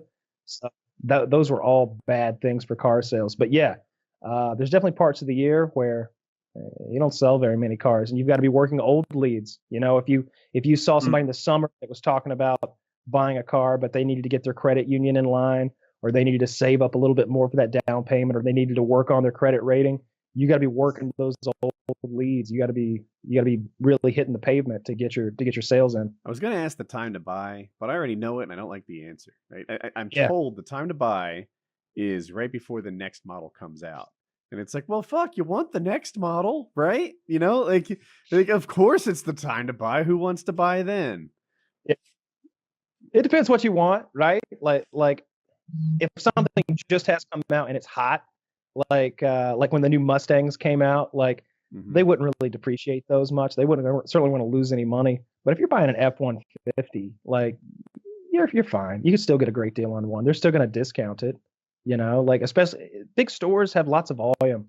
Go to a major city where they've got, you know, a 10-acre lot or something like that. We had 15 acres of cars. You know, we rode golf carts around to get around the place. They'll discount cars to make deals. The end of the month, really, it should get the job done. And I'm not going to go into that whole spiel about why that's good to do, but just trust me, end of the month is the time to do it. They're trying to hit bonuses from management to upper management to salesmen. Everybody's trying to hit another bonus to squeeze cars out. Funny enough, I was on the opposite side of that spectrum there, Kyle. I was working for CarMax as a buyer. So I was the guy that you would see when you would want to trade your vehicles in, and I would go out and do the appraisal and then, you know, send you off with a check if that's what you want to do. Yeah. We that's pretty cool. I was working for an Autonation store, so it was a big corporate thing. You didn't have like, I don't know, one owner to deal with or anything like that. I feel like that would be frustrating if it's like Big Bob's car lot and like Big Bob is the showstopper. You know, it was a corporate store and we were the corporate headquarters, and that was really fun. And you know, working in that car dealership, it was bizarre that like there were like 2-3 white guys in the whole place, and everybody there was from somewhere. You know, nobody was from there, from Atlanta. Everybody was from Nigeria, Ghana, Mexico, Russia, Ukraine, Japan, Australia, Mexico City, just everywhere. You know, it was Fiji. Fucking hell, I almost got in a fight with a guy from Fiji one day because he couldn't take a fucking joke. His name was Mitty, and I prank phone called Mitty. You know, everybody in the stores got connected phone lines, of course. You know, you could just press 5 and get somebody's desk. I know Mitty's desk number. Call his, and he's new. His English is good, but he's got a strong accent. In you know, if you've never seen someone from Fiji, they're Asian. I call Mitty's phone. I'm like, I do a real effeminate gay voice, which probably isn't. And I tell him, you know, hey, I'm gonna come in and buy a car, you know, and every time I buy a car, I ask for a little token from my salesman. You know, last time I got his tie, one time before I got the guy's shoe, you know, I asked for something to remember the salesman. I was wondering, I'm ready to come in and buy today. I want this F-150. I'm sure you have it. I've been driving by every day and looking at it. It's the one for me. Could I have your underwear though? And he's like, we're watching him. Like I got a whole crew around my desk, like all my friends, and we're watching him across the sales room. And he's like, yes, you could have my underwear. Like, do you wear boxers or briefs? He's briefs. I'm like, well, I'm on the way. Get those underwear off. I want them when I get there. Dude goes to the bathroom, takes his underwear off, and when he comes out, we start laughing at him. And come on, it's a 45-year-old man, and I'm a 19-year-old kid, and he could not take the joke. And he punched me in the stomach, and I shoved him, and we almost got in a big fight there in the middle of the fucking showroom. He hit me with like a Bruce Lee punch, though. It was funny. He was like, "Oh!" like this. The punch came from low, and it kind of like did a thing with his left arm too. It was worth doing because just for him to hit me like that, I thought it was funny. It was fun. Those are good times. Damn. But the story I was going to tell was when I helped somebody move when I was like 19. It was that Sergei guy, one of the guys that I based FPS Russia on that I worked drink with. That really like those big bottles of retardedly strong beer. Yeah, no, that was my roommates. They liked the Polish and Lithuanian beers that were like 10.5% and liter bottles. But Sergei introduced me to Nemirov vodka, this honey pepper vodka. Sergei needed to move. Sergei was 40, you know, and I'm 19 or 20, and but we were good friends, you know. Like, we were selling cars together, and I liked Sergei a lot. He was Ukrainian, and he always had some hot takes. Real fun guy. You know, the other Russian at the dealership was Russian, and he'd been Russian military. He had served in Afghanistan. And his stories were about sniping out Afghanis during the Afghan conflict that they had. And then he'd always sort of look at Sergei as like, where were you in the war, Sergei? Because he knew that Sergei's family was rich and he'd gotten a medical deferment. It was just his way of like rubbing his, you know, like putting one over on Sergei because he didn't serve Mother Russia back in the day.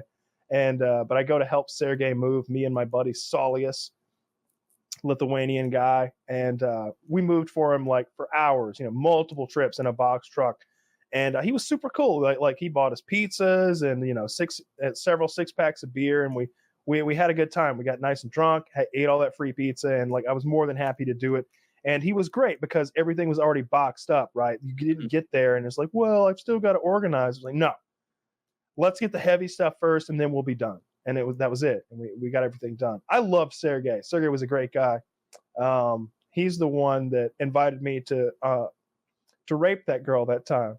That's how much Sergei liked me. That's how good of that's how tight me and Sergei were, right? He invited me along for a rape. Jesus Christ. That's how you know you're fucking blood brothers, right? I bet I could call Sergei up right now and be like, Sergei, it's Kyle from 2006 at North Point. Remember me? Yes, comrade. You want to some bitches? like he'd be down, right? You have come around to offer. It's not she's too still late. here. She's still here. Yeah, come on. It's not too late.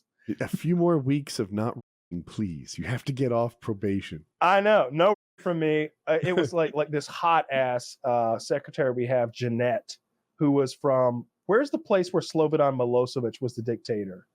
Jesus Christ.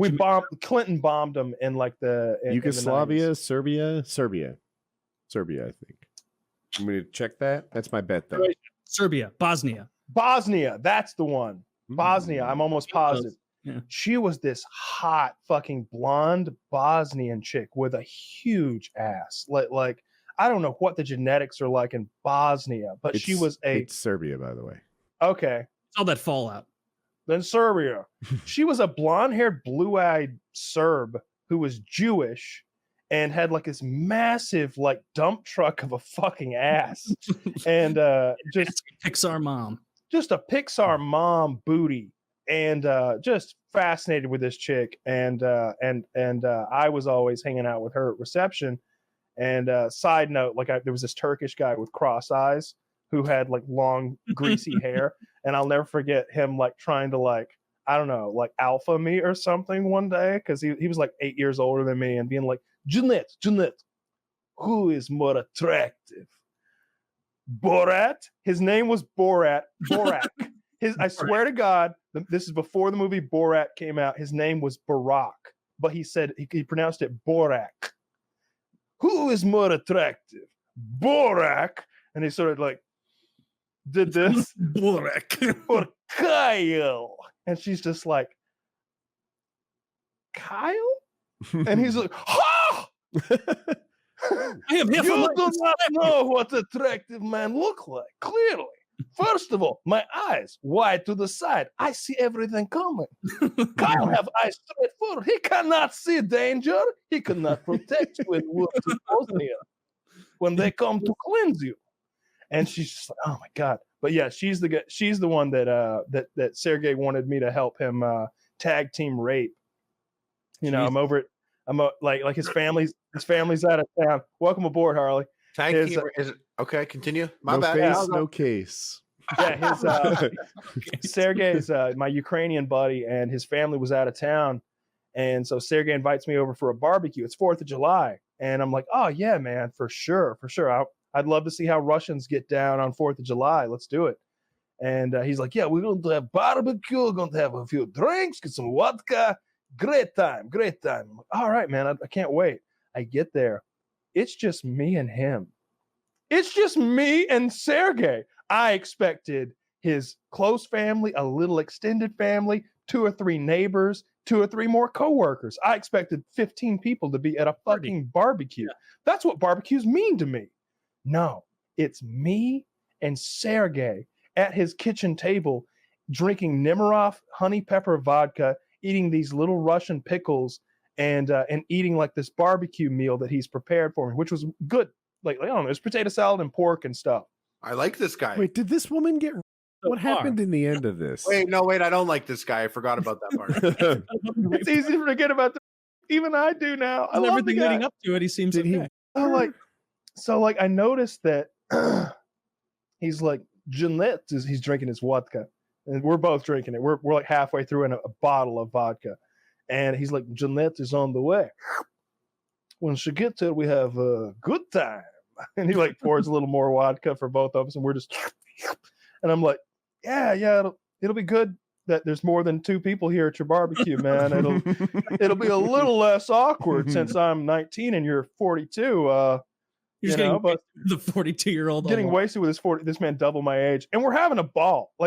He's telling me stories about Russia and like his family, and I'm telling him stories about small town Georgia, and I'm enjoying it. I don't feel awkward at all until he starts talking about, Jeanette is on the way and we're going to have a pretty good time. And I'm just like, yeah, I guess we will. And he's like, don't worry, the neighbors won't see it. Check it out. And he's duct taped garbage bags to the windows. That's on you. That's on you to leave for your own safety at that point. You're looking for trouble if you're. I'm just like, I go to the bathroom. Hey, Jeanette. Hey, you coming over to Sergei's spot for the barbecue, right? She's like, yeah, I can't wait to see you. I don't think it's such a good idea. It's just me and him here. It's kind of awkward. I'm leaving soon, so maybe don't come. I'll see you tomorrow at work, though, right? Yeah. Maybe we should get. I'll see you tomorrow. No big deal. I'm like, yeah, I think some people canceled. I don't want to embarrass him or anything. I'm gonna hang out with him tonight. And so it's not. You don't feel bad. It is. Boys' night. Okay, I'll. Are you gonna tell him? Yeah, I'll tell him. Don't worry about it. Don't even call. Don't show up for sure. That's the part of the movie where you would open the door to come out and he'd be leaning and he'd be like, "Who are you talking to, Kyle?" You're talking to Janine because there is rape going down whether or not she show up. One way or another, there will be a forced penetration tonight. Did I ever tell you true story of why I come to this country? I did jump in halfway through that story, but so your friend was that girl Jeanette? Yeah, you're bringing. So maybe he actually had family, and he was like, "No, everyone canceled. My buddy of mine's bringing a girl over." She was a coworker. She was our mutual coworker. Or maybe when she locked in plans, he's like, "All right, it's just Kyle. It's just me and you." I guarantee that's how it is in politics. The same way it is in sales. Like Kyle would know, where you're like, man, you got a bunch of people who are really qualified and good at talking to people and getting them rolling on certain thought patterns.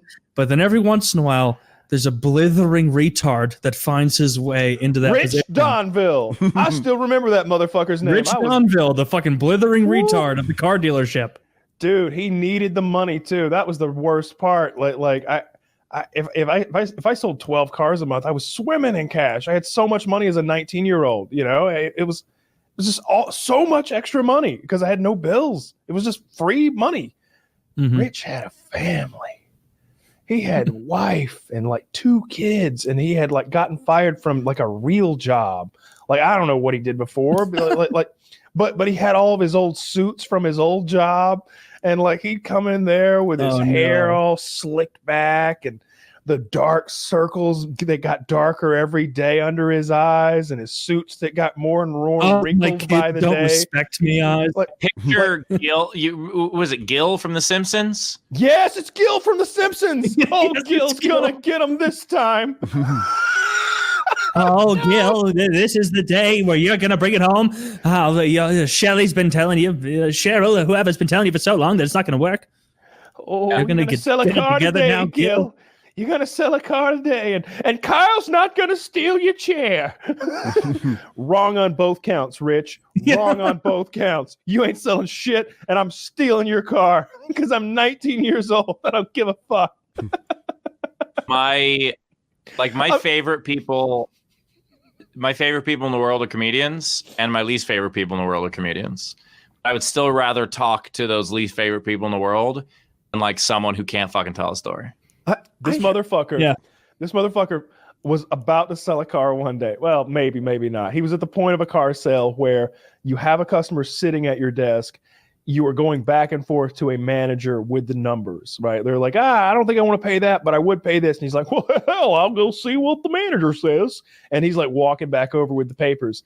So while he's doing that, I'm watching discreetly from my desk with my best buddy. And I'm like, watch this shit. And so I sort of walk over to his desk, and our desks aren't in offices. They're in a big common space. And and the customers are a bit distracted. They're looking at an SUV that's behind them. We're in a showroom, so there's cars parked all around us. So they're kind of looking back at, I think maybe even the car they were thinking about buying. And when they do, I just casually walk by, grab his fucking office chair, the salesman, and leave with it. And I don't just put it behind the next desk. I fucking leave with it. It's gone. It's on the other end of the showroom behind a fucking Honda or some shit. And You're then such an asshole. it's gone. So now he comes back to his desk and he's like, well, I got some, where the fuck is my chair? And you can tell he's just so awkward because he doesn't have a chair now, but he wants to present these numbers. You can tell he's been thinking about what he's going to say when he gets back to this desk.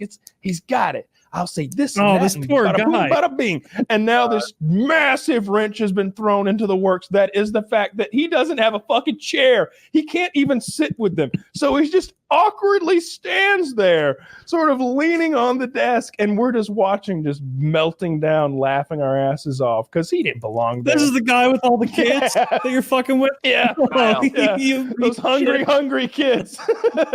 Kyle, do you know how he eventually killed himself? Or you Yeah. never did?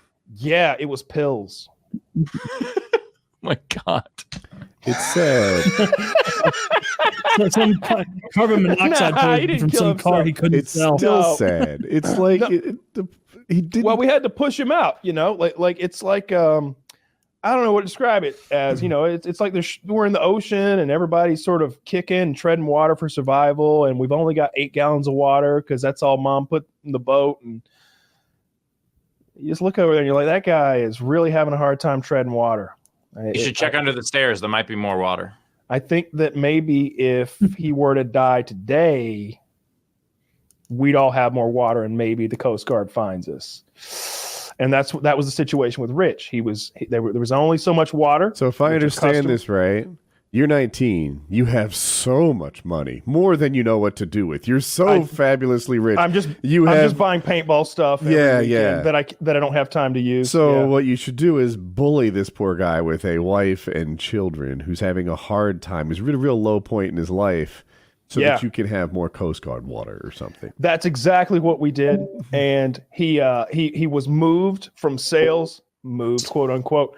He was actually told that he was not going to be selling cars anymore because he couldn't sell cars. He was never going to be able to sell cars. He was wasting his time there and just prolonging the slow death that is a bad car salesman's life. And so they moved him to like this internet department. So then he worked for us as like a secretary, which was much better. Now he would like butter customers up over the internet, and then he would come to someone like me and he's like, all right, Kyle, this guy's coming in to look at this truck. He can do this, this, and that. And then I'd sell him a fucking car because I can do that. And he just couldn't do it. He was never going to make it. We were putting him out of his misery while entertaining ourselves because we were working fucking 80 hours a week. Woody, I think what you missed in the story, the moral of the story is that Kyle's a hero. Yeah, there's an act of kindness where he saved this guy from making more money. I saved lots of people from making more money, and yeah, absolutely. No, he wasn't gonna sell him a car because he couldn't sell him a car. What he was doing was wasting water. He was wasting customers, and we all hated that. Like you're not gonna sell every customer a car, but there's a percentage of failure at which point you're just like, dude's just dribbling it all. Remember when Frodo? I hope Taylor's here in this part. Remember when Frodo and Sam are climbing up the fucking mountain of doom at the end, and don't spoil it. And Frodo's out of fucking water, and Sam's like, "Here, have some of mine." And Frodo grabs Sam's water, and he like spills it all down his chin. He's wasted a huge amount of the few drops they have left. That was Rich. Rich needed to go, and so we got rid of him. And we did that to lots of people. If somebody came in and they were good at car sales, we couldn't fuck them up. If I took a good salesman's fucking chair, he'd have come in there like the Fonz and like slid on the desk or something, or he'd have told them all to come with him. Rich had a meltdown by the end of that day. Like he got pissed. He got all red faced. Like, oh, where's my chair? People are taking my chair. Get out of here, Rich. Go back to the BDC. I gotta say, Kyle, I wasn't on your side until the Lord of the Rings analogy, and now I get it. Yeah, now you understand. Didn't understand it then, but now I get it. Circle of life. There's only so much water. There's 25 fucking people drinking out of it. They add a 26th person. And if that person can't fucking drink without dribbling it down their chin, we don't want them there. Doesn't matter that Kyle had more water than he knew what to do with. I earned every drop of it. When I bought a car, the salesman, like I had walked in going, here's the car that I want. I saw that it's on your lot. I'd like to buy it. And they were like, do you want to test drive it? I'm like, I've driven one before. I'm sure it's fine. I'd like to get in and out of here as quickly as possible. They already had the sale. Just happened to be the person who I was talking to is the one who gets the sale. Yeah. And like, I'm sitting there and it is, by the way, I walked in right before closing. So there's no reason for another customer to be coming in after me when I've already been at the desk for 20 minutes. So someone walks in with what looks like an empty envelope, dressed the same as all the other salespeople. And the woman who's trying to sell me the car just like, "Oh, hey, Dave, good to see you. What are you doing here?" And he goes, "Just paying for the Prius." That's what I was buying as well. He was just paying for the Prius. And she goes, "Well, how do you like it?" He goes, "Well, what I feel doesn't matter. My friends are all jealous, and isn't that the point?" Oh, I just look at her. And I'm friends just are like, all jealous of his Prius. It's a setup. I just look at her and I'm like, they're fucking selling or boy. yeah. And I just say to her, and I go, "I'm already buying the car. What are you trying to do?" She's like, whatever are you talking about? I was like, that guy he's going to another day. You know what? Fine, forget about it. So then when I was with the finance guy afterward, I asked him, I just go, "Hey, how do the commissions work with the sales here? Like, do you get any of it?" And he goes, "If I help sell the car, yeah." I go, "So if you help sell this car, you get like half the commission?" And he goes, "Yeah." And I go, "Put down that you're the reason I bought the car." Smart. But I was just like, "Fuck that asshole."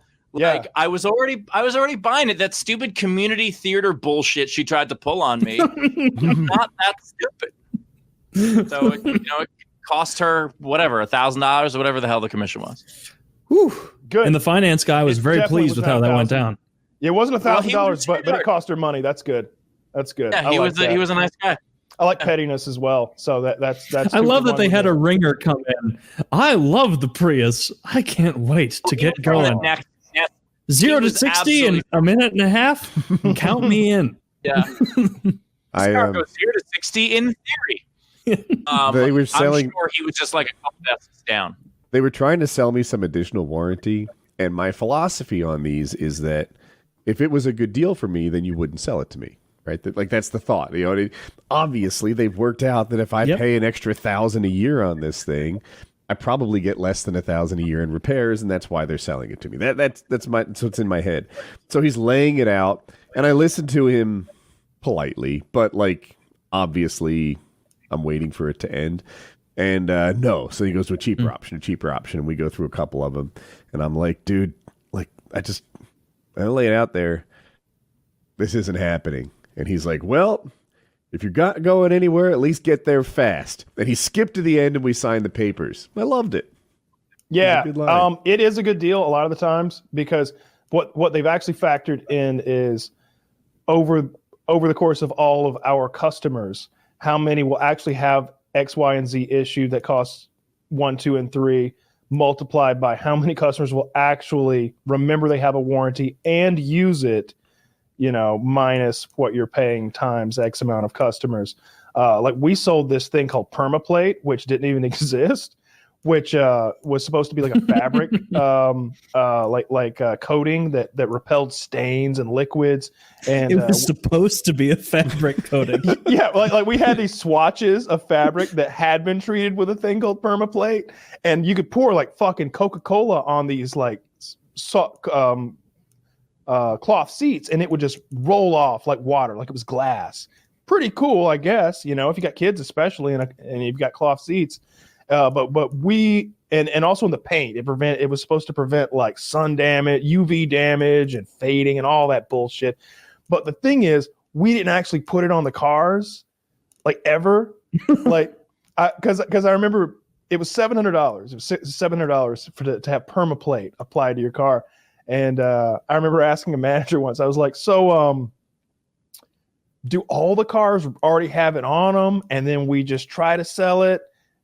Or do they apply it if we sell it? Because it's an addition thing that I would sell as a salesman, during the car sale. It wasn't the finance shit that happens with the warranties. It was before that. And he's like, yeah, something like that. And I was like, what? Well, it's either one or the other. Either it's on them all already, or it's on none of them already, and they're gonna put it on. He's like, there is a third option. It's really about peace of they mind. put it on nothing. They're like, what do you mean it's about peace of mind? He's like, well, you get a warranty when you buy the Permaplate, and if you get a stain, then we fix the seat. I was like, okay, all right, but there's a good little bit of advice. If a salesman says that it's for your peace of mind, you don't need it.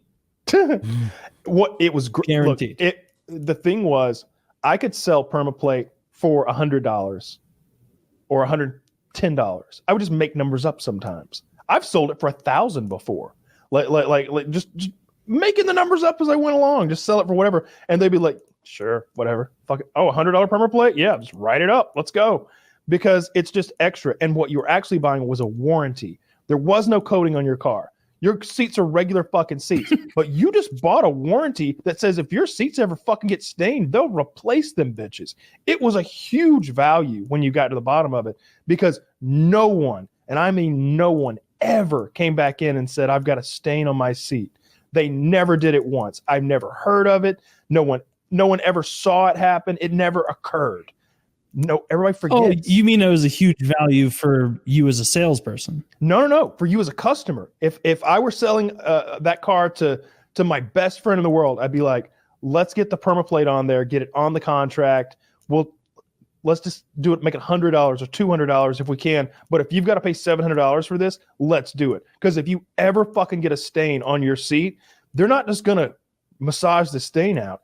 They have to replace that motherfucker. They have to they have to refabric your whole seat. What I'm getting out of this is you would have upcharged your hypothetical best friend. I'd have sold my best friend $200. I'd have sold my best friend one of the most fantastic warranties in existence on the planet that allows them at any time for like Man, 5 you really years. put into the bullshit, didn't you? No, it was real. It doesn't. And not only would there's you no have sold bullshit. it, you would have Not sold only- it to your best friend and had an extra empty seat right next to you. As sure as there are 2 chairs behind my desk, for some reason, this is a good deal. No, even better. You see this chair right here? Chair. This is what, this You see this chair right here? It's been coated with permaplate. I just pour a whole Coca-Cola on it. You notice how that's soaking in and really staining the fabric? Well, it doesn't make a fuck because the warranty still covers it. Am I right? 20 Tell minutes him, later, Rich. Rich's ass is covered in soda. Isn't that right, Rich? He's over there with his pants off in the seat. There's some poor guy who's just like, man, I don't get the mustard out. I don't make nearly enough of this spark to clear the mustard out. The salesman Kyle, he says to them, it will get mustard right out. What he does, he spray the mustard. I begin to suck it up, but it never get out. Thankfully, he put them away before they noticed. I feel that way about I want to go all home. warranties. I feel every warranty. I feel like they have some actuary who's figured out that they're selling me $1,000 thing because they know it'll have less than that in repairs. It's about how There's few actually people- You're a million percent right, buddy.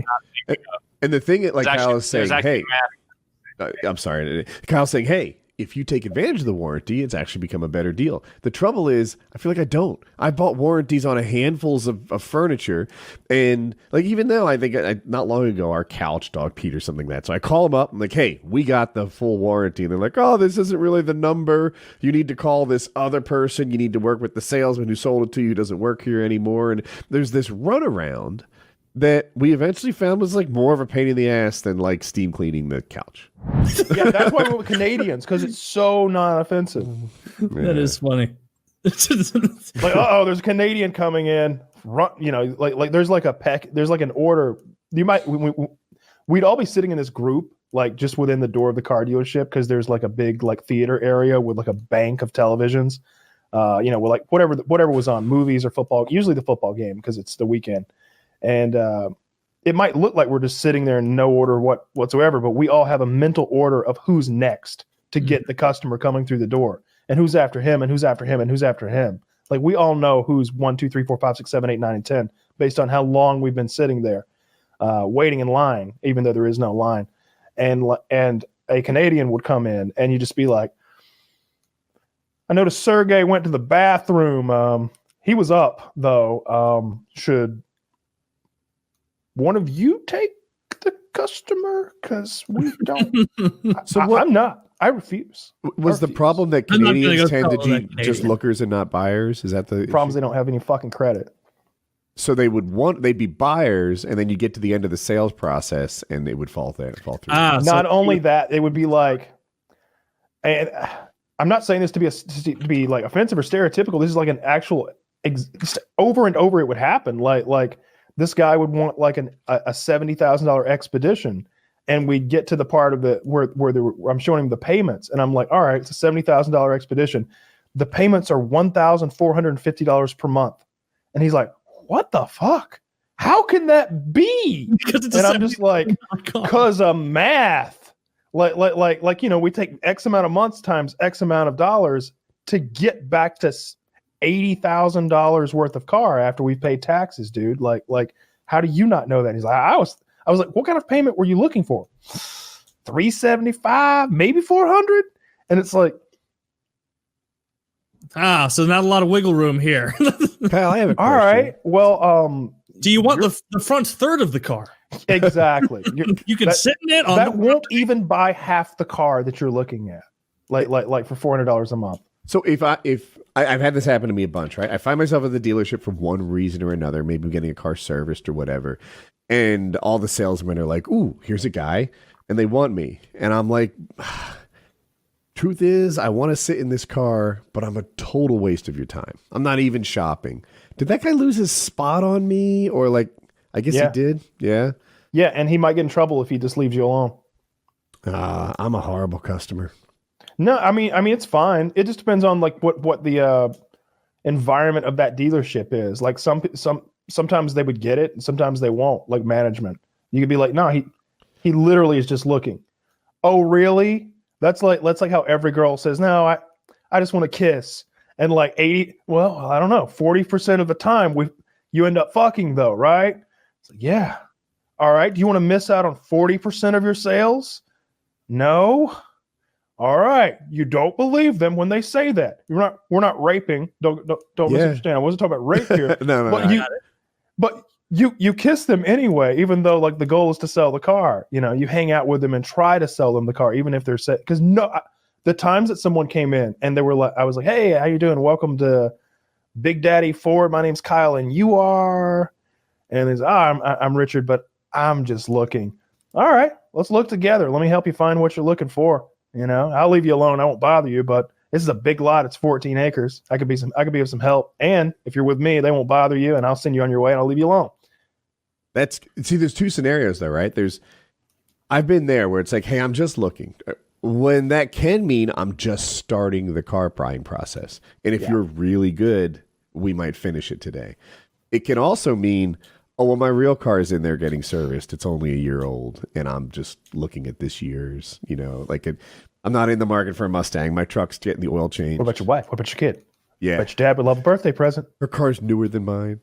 My dad's fine on But she's a terrible driver. She'll probably wreck up soon. That is a strong point. It'd be nice if you knew what was coming next. Maybe something with more airbags. Have you seen my new Volvo? Yeah, that's touche. Yeah, but almost no one would come in and be like, I'm here to buy a car. I know what I want. I have my credit union check. It's already made out for this amount of money because this is what I'm paying. Like, that's happened. Like, that's absolutely happened. And you'd be like, well, all right. Just sit down right there. I'll take the check, and they'll wash the car. And you want some coffee, and you've sold a car. But almost every other single time, like 99% of the time, it's like, I'm just looking. I just want to look around. Blah blah blah. When in reality, they're like, if you injected them with truth serum, they would say, I'm here to buy a car. I'm here to buy a car. I'm here to buy a car. Okay. Or I don't want to buy a car. I don't want to buy a car, but I might. I might like it. I might like stick the tip of a car in. I might regret signing those finance documents. Demand you take the car back. That's happened. That has happened when people renege. But under Georgia law, once they drive over the code, a deal's a deal. Is that the deal in Georgia? Yep. I don't know North Carolina's deal. Nor do I.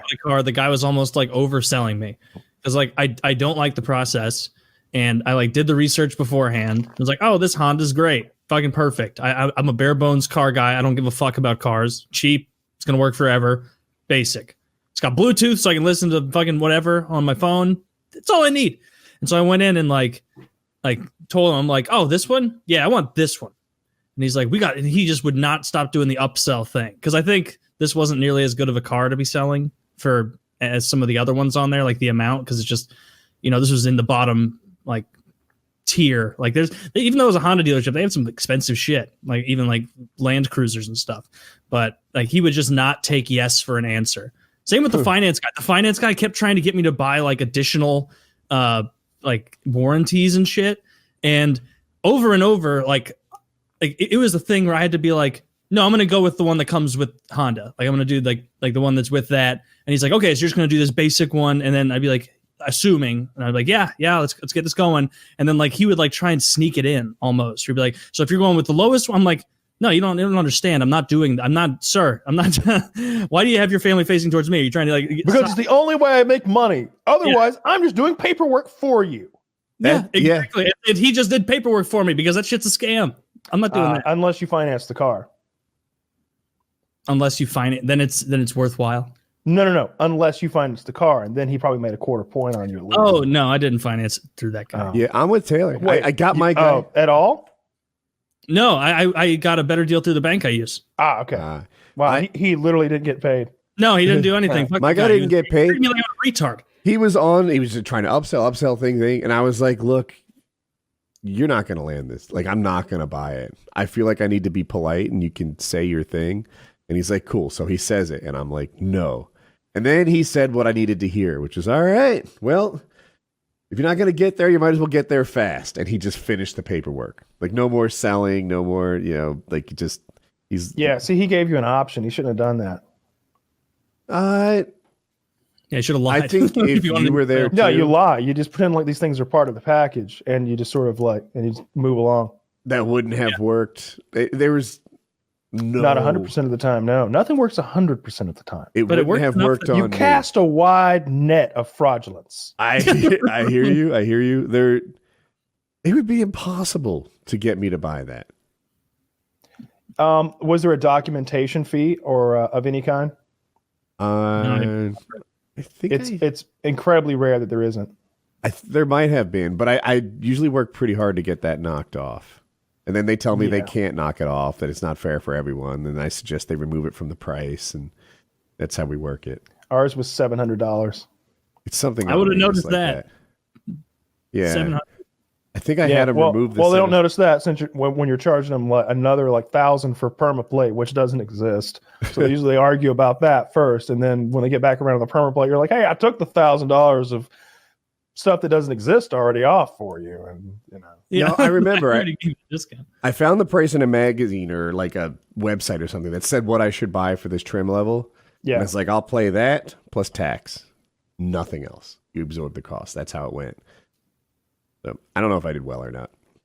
You probably did fine. I mean, they made some money, but you got a decent deal. You didn't get quote unquote your head knocked off, as they say. Probably not. No, it was probably like one of the like employee plans is what they would have listed, where like they're making like $500, which I think is fair. It's a fucking car. Yeah. To go off topic, the paramotor industry often is like the worst in the resellers. You can buy the wing direct for whatever it is, like $2,600, or you can buy it from a local dealer for like $2,800. They don't keep it in stock. They don't service it. They don't warranty it. They don't let you return it. Like, how are you earning your part of it at all? Like, you're not a value-added reseller. You're just a expensive middleman. Basically just a distribution center for you to show up and buy it, and then no accountability. Even a distribution center often keeps some kind of inventory. You still have to wait like 3 weeks for it to arrive. Yeah, I guess if they don't even have inventory, they're not even a distribution center. They're just a people who occasionally have inventory and might sell you a product. They don't keep it. Yeah, some do, but for by and large, yeah, they just, I don't know. Like the only real job, like corporate-ish job I've worked was working with Autonation, right? Selling cars. And like there was a day when they brought in like the hot shot salesman to like teach us what's what. Like the guy who had sold so much that now he made more money teaching people how to sell. And I'm always like, all the best salesmen teach people how to sell. It's like, dude, if you are actually selling 30 cars a month, then what must they be paying you to show up here today? Like, if they're not paying you $50,000 to come talk to us today, then you are wasting your time because you're a guy who's literally telling us that you make $3,000 to $5,000 a day. Like you make $3,000 to $5,000 a day selling fucking cars with no overhead. You don't own that desk. You can come into any dealership, sit down at their desk, sell their fucking stuff. All you need is your suit and tie, and you can make $3,000 to $5,000 a day. But you're here talking to us, teaching us a mnemonic device. It's just like that episode of The Office where like Michael Scott is teaching the mnemonic devices to remember customers' names. He did that. And I'm just like, bro, just remember their name. I've got a planner. Like I've got a planner on my desk. Like I've got one of those big calendars that like is your whole desk. You know, I've got everybody's names written down. Like I've got a book with like I was organized, right? I'm every day I have my calls to make, and I'm calling these. Hey, Barbara, how's Mike doing? Look, we talked about that Honda Pilot last month. I know that didn't work out. We got a brand new one in, and like this one has fewer miles. This one's a different color. Like maybe you want to come take a look. I'm doing that every day. You're just wasting my time. But there was Popeyes after, so I wasn't too mad.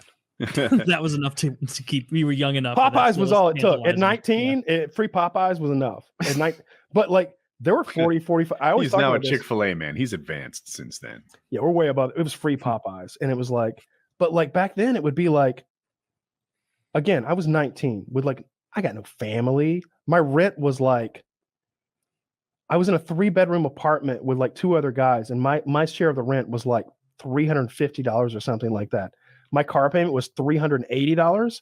So as long as I can come up with like $800 a month, like I'm golden.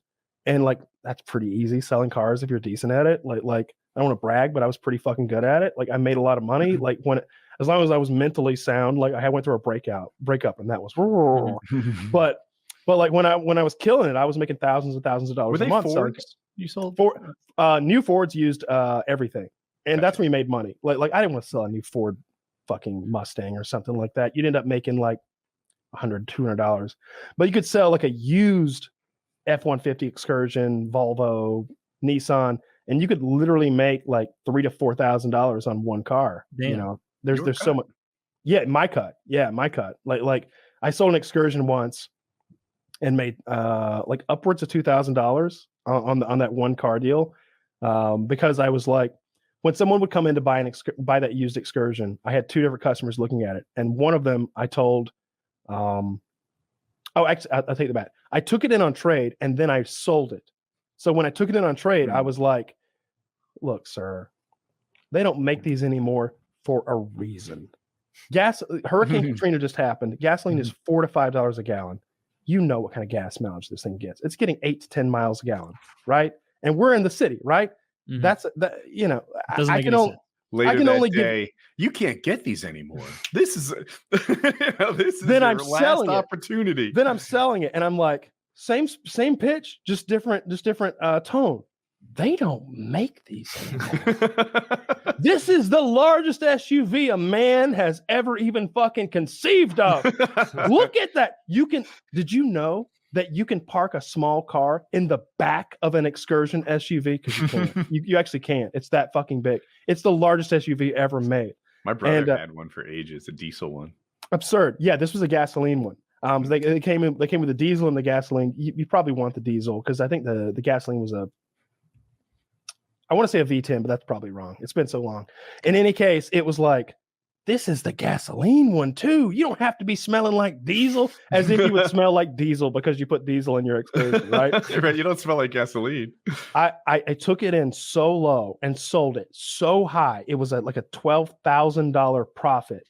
And so like I get like a high percentage of that. I don't remember how many cars I sold that month, but it was at least 20 and maybe 25+% on $12,000, which is pretty fucking good. So at least $2,000, maybe $2,500 to $2,600 profit that I got from selling that fucking car. That's a week's pay in a lot of jobs. Like good. Yeah, like when you get one of those, you're fucking popping the champagne as a 19-year-old. You're just like looking at everybody like, who's the man?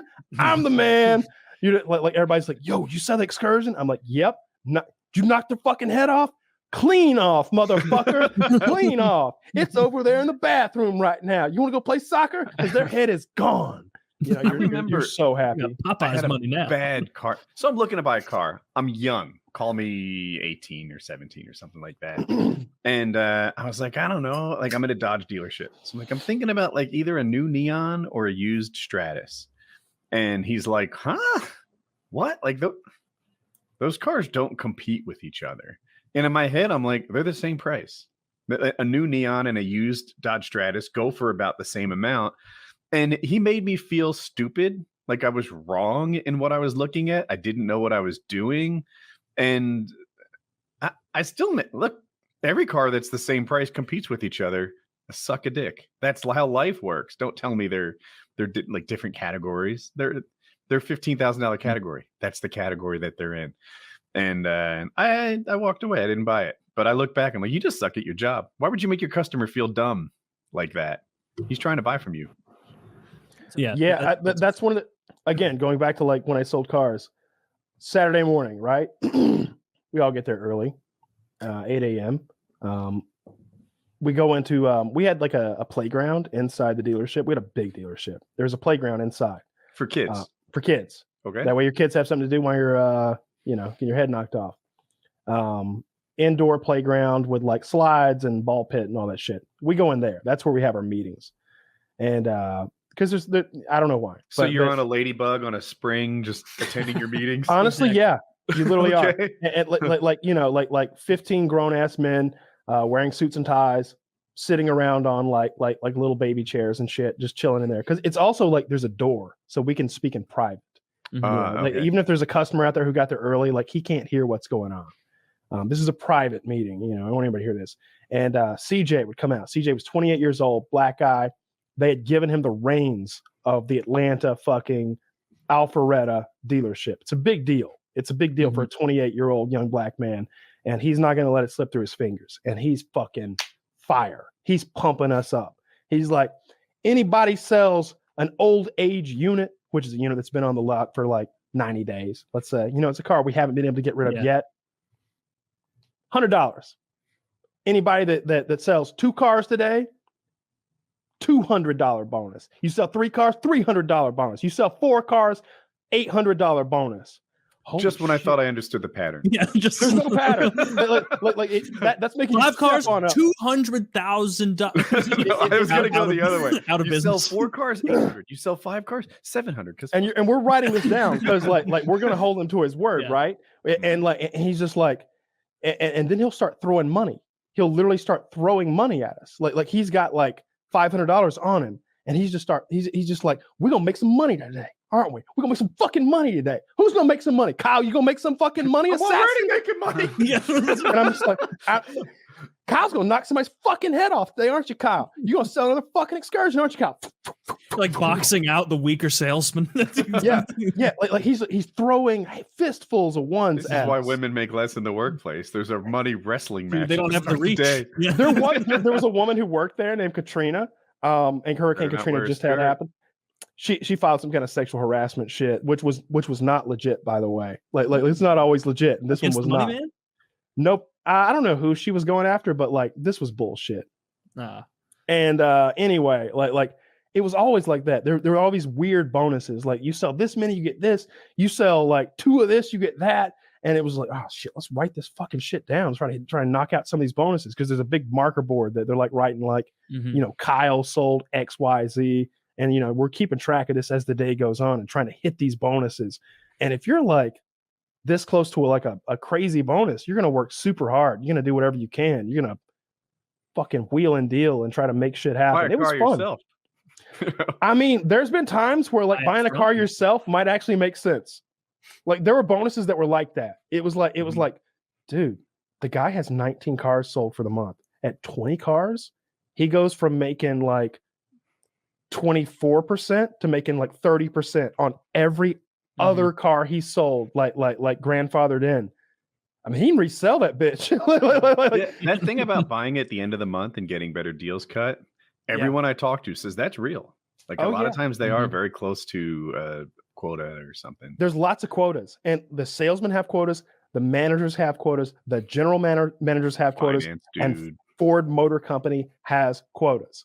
And like if you can like ever like weasel your way into like getting lucky, and it's like, you know, if this dealership as a whole sells 1 or 2 more cars this month, they make an extra $35,000. You know, if they're at like 398 cars and 400 is this huge ass fucking bonus, it's a big deal. You know, it's a big fucking deal.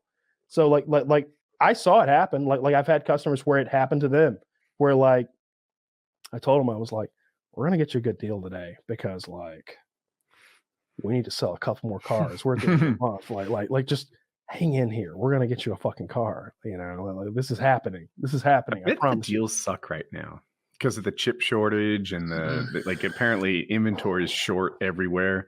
Friend of a friend has a Subaru dealership with 0 cars on it right now.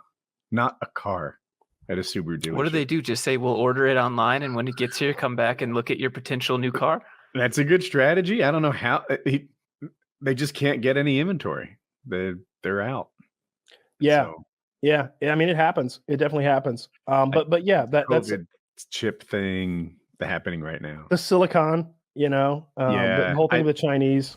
I was listening to a couple of videos, and I love your whole bit where you're like, this fucking whore wanted 75 grand for her Lamborghini Murcielago, and so I offered her 30 grand, but she was shrewd, and so we met right in the middle at 30 grand. Like over and over you have those, and that's so fucking funny. Like what I want to hear, like what that process is like, because there wasn't any middle ground. Like when she came at you at 75 and you're like 30 sounds more realistic, she had to have pitched a bit of a fit, or there's got to be some story in the middle, right?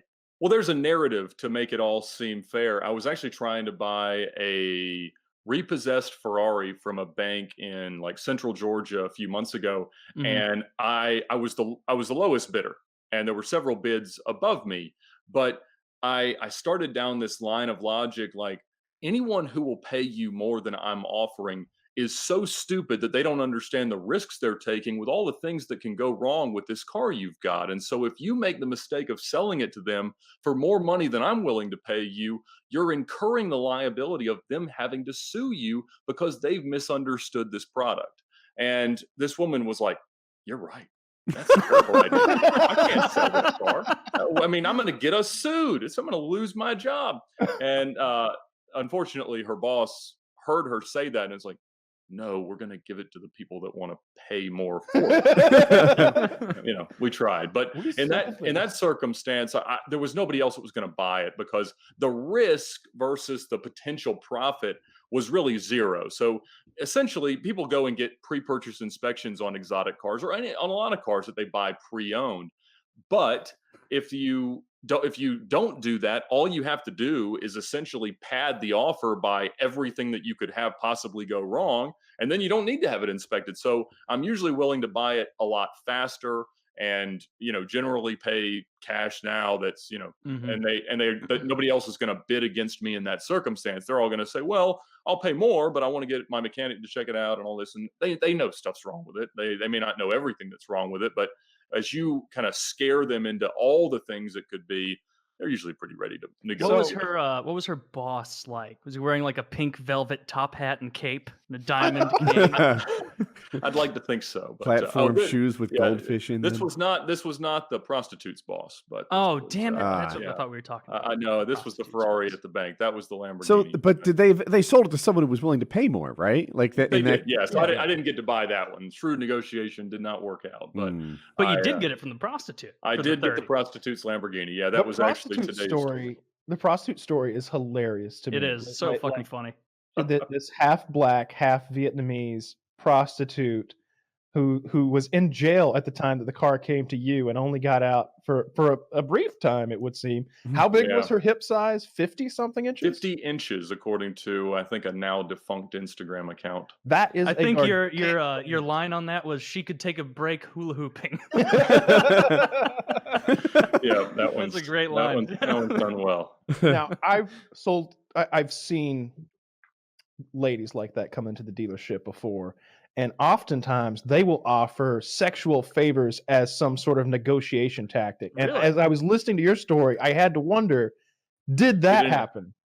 No, it did not. It did not. Despite many assumptions from YouTube commenters, there was no exchange of anything. Oh, I'm not beyond- suggesting there would be any actual exchange, just an offer of said, sexual. Even a favors. tacit offer, like a You know, little. She's putting I'm- some bait out there. I think it was pretty clear from our entire exchange that she wasn't marketing to my demographic. And there was, so it was not necessarily something that was. She's desired. serving the Vietnamese community. she's very, very ethnically loyal in that way. Yeah. Oh, that's Yeah, good. Probably so. There you go. Oh, that's hilarious. Yeah, I really like that story. And just what a shitty individual that she was. Like to extort like another 100 out of you to get the key back. It was par for the course. I just ridiculous. We had an incident where customer bought I sold Fords. I sold new Fords and used Fords in North Point up on Mansell Road. There you go. And I liked that a lot. I was 19 or 20 at the time, and it was good money and a ton of hours, but I didn't give a shit. And so sold this guy a brand new F-150 4-door, I don't know, probably a $42,000 truck or something like that. Making money on it for sure, maybe 8,000 gross or something like that. Very strong. It's a great day. It's a great day. Everybody's very happy. He's in the box. He's in finance, getting all written up and everything. Car has been detailed. It's either been detailed or it's about to be detailed, but it's definitely at the BP across the street getting fueled up. That's where we fill everything up, obviously, before we give it to the customer. There you go. Salesman goes in, paying for the gas and a little card or whatever, comes back out and the truck is gone. Hey, he left the bitch running, and this brand new detailed up fucking full tank of gas, brand new top of the line F-150 is gone in the wind. And whoever took it wasn't some like looky-loo who was like, oh shit, a free truck, okay. It was someone who must have been sitting at that BP and had been like, this is a good way for us to steal a car in our car stealing business, guys. Because they must have had it on a rollback or something, like immediately. Because they immediately call the cops. What Cops does immediately rollback call mean immediately? just a car hauler.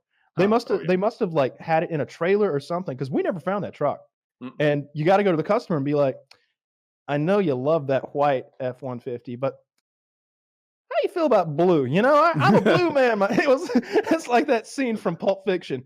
Are you an oak man, Jimmy? Wouldn't you rather have blue? And talked him into a blue one instead somehow, and just had to slide a different set of documents in front of the Was gentleman. it otherwise the same, or were there some other? Yeah. We had so many that. It's like everybody in Atlanta wants to pick up that truck, and up in Alpharetta, everybody's doing very well for themselves, and they want to top the line one. So we're just stocked with like every variation of that truck, oh, but this one has this. There'll be just one minor thing different with all of them, like just the full kit. Mm-hmm. So yeah, it worked out nicely, but it was just a terrifying moment because we're trying to keep him busy so that he doesn't know that his truck's been stolen while we try to recover it, and then we realize we're not going to be able to recover it, and it's just. How about the guy responsible for like leaving it unattended and running it? What kind of trouble is he in? None at all. No. Just very lenient with that sort of thing. I was going to ask you this question because So sorry, Mr. Kyle. he was Nigerian actually and enormous. He was not going to apologize to me. Enormous gentleman. I am so sorry, Mr. Kyle. That's what he sounded like. And he sold 20 a month every month. He was the man. And but in exotics, I was going to ask, like on our dealership, it was very common for a salesman to maybe take a used car home overnight and just take it out for a spin. Maybe a Porsche Boxster will come in or something like that. Hey, before we let this thing run through detail and everything, I'm just going to take it. And you wouldn't really ask permission. You'd just do it. And no one really seemed to care, and people would get somebody would do it, and some jerk, I thought, would be like, hey, boss, Alex took out the Beamer. He took it out. And he went to lunch in it. He went to lunch in the used Beamer. And the boss is like, I don't fucking care. I got 14 acres of product out here. You coming to me for that? Go sell a car. Why are you here? Why aren't you up there? Make some phone calls. Get out of here. They didn't care. I gotta imagine it's not quite so lenient maybe with exotic cars when you're talking about a vehicle worth $200,000, $300,000. That is very sensitive to miles. So it's in most cases, yeah, they notice the miles on stock in, and if it varies a great deal, there needs to be a good reason. Now we did a lot of events, so I spent a lot of time driving the cars, and I was actually talking to somebody today. I was like, the novelty of driving someone else's interesting car gets lost on you pretty fast because you're kind of incurring a lot of risk, not only with potentially money, but with whatever the relationship capital is there. It's just not really worth it. But we definitely had guys take them home, and we had a guy crash in Orange Murcielago, spun it around and hit something, leaving a gas station on his way back in because, you mentioned you had to go put gas in the car to sell it because every dealership leaves all the cars that are on the showroom floor or on the lot empty because obviously you'd have a tremendous amount of dollars tied up in gasoline if you fill them all up, but you can't sell one empty. But you could sell one on 7/8, and so you would save money by filling them up at the beginning, and you would decrease the times that cars have to go to the gas station, which is a great place to get them stolen, have them catch on fire, sometimes with exotics, or just get hit because it's just low speed, lots of different moving directions, and so it's a really stupid practice, but it's one of those things that's just old school car business. It's how we always did it. Yeah. So the magic of driving awesome cars is kind of gone. Like if you had to go somewhere for 3 hours away. And I said, here's a McLaren. It's not even the one you want. Well, if it was a McLaren, I would be concerned that I would make it. But I would. I mean, it's cool, and I still love cars, absolutely. But for me, at this point, it's a lot more about the pride of ownership, of what that means, of eventually selling it, making money, stuff like that. The novelty of driving a car that's not mine doesn't mean I don't love great cars. I want to buy all the great cars, but it's just you just take on so much risk that just usually isn't worth it. I didn't like it. I didn't have the experience that you had, nothing like that. But like, if a Viper needed to get moved, I don't want to fucking ding this. Like it needs to be pulled through the double doors into the showroom. I don't want to do this. I don't know how stiff that clutch is. This is my first time driving a Viper. This is not good. This How much is a Viper? It was a used like Viper. $100,000. This one, 130, 40 new, and new. used anywhere from 30 to 150 grand. Okay, still $60,000-$70,000 car. But the real thing is, it's a rocket ship that I'm trying to move into a showroom full of people at 2 miles per hour. So you're just idling the whole way in. Might be hard. It's really, really stiff clutch. And I've never been in this motherfucker before. It's terrifying. We had a Ford GT. There aren't many of those things. I don't remember what the thing. Maybe it was $150,000 or like we were definitely charging over sticker for the thing. Like there was probably like a $40,000-$50,000 premium on the thing, and that thing needed moving into the showroom. And I'm like, I would love to just take it for a spin around the parking lot, but I'm not pulling it through those fucking double doors. There's no fucking way. And they let me. They let me go for circle around the parking lot. And I got the fuck out of that thing and said, all right, boss, you can put it through those double doors, though. There's no fucking way I'm driving a house through those double doors that's 38 inches off the ground or whatever the roof is on that thing. Yeah, those were a little bit higher than 40 inches, but not quite. That's the thing is when you park a car in a showroom, there's no clearance, and it's impossible to do it by yourself. And so when you're having to park expensive cars, the person who is pointing and telling you what to do is responsible if you crash. And so that's the way we had to do it because we were parking, $500,000-$600,000 cars inches from each other. And if you can steer a car a lot better not being in it, as long as you tell the person exactly how to do so. But the point that the person in the car stops listening to you, you just throw up your hands and say, you're on your own. But if you do listen and you hit something, then it's the pointer's fault. Yeah, and a lot of people don't know how to guide. Like I grew up doing that a ton. Like whether it was hooking trailers up to trucks or whatever, and like they don't know the proper hand. I like to get this when I'm backing up to something. I like this a lot, and people don't understand this. And I've seen people do this. I'm like, whoa, I'm not moving that fast. You just went from 2 feet to 8 inches. You want to go from here to here? Yeah. So yeah, maybe we're not trustworthy people. I keep thinking about I am a sheep, a lamb in this world. You are a lemming, sir. Yeah.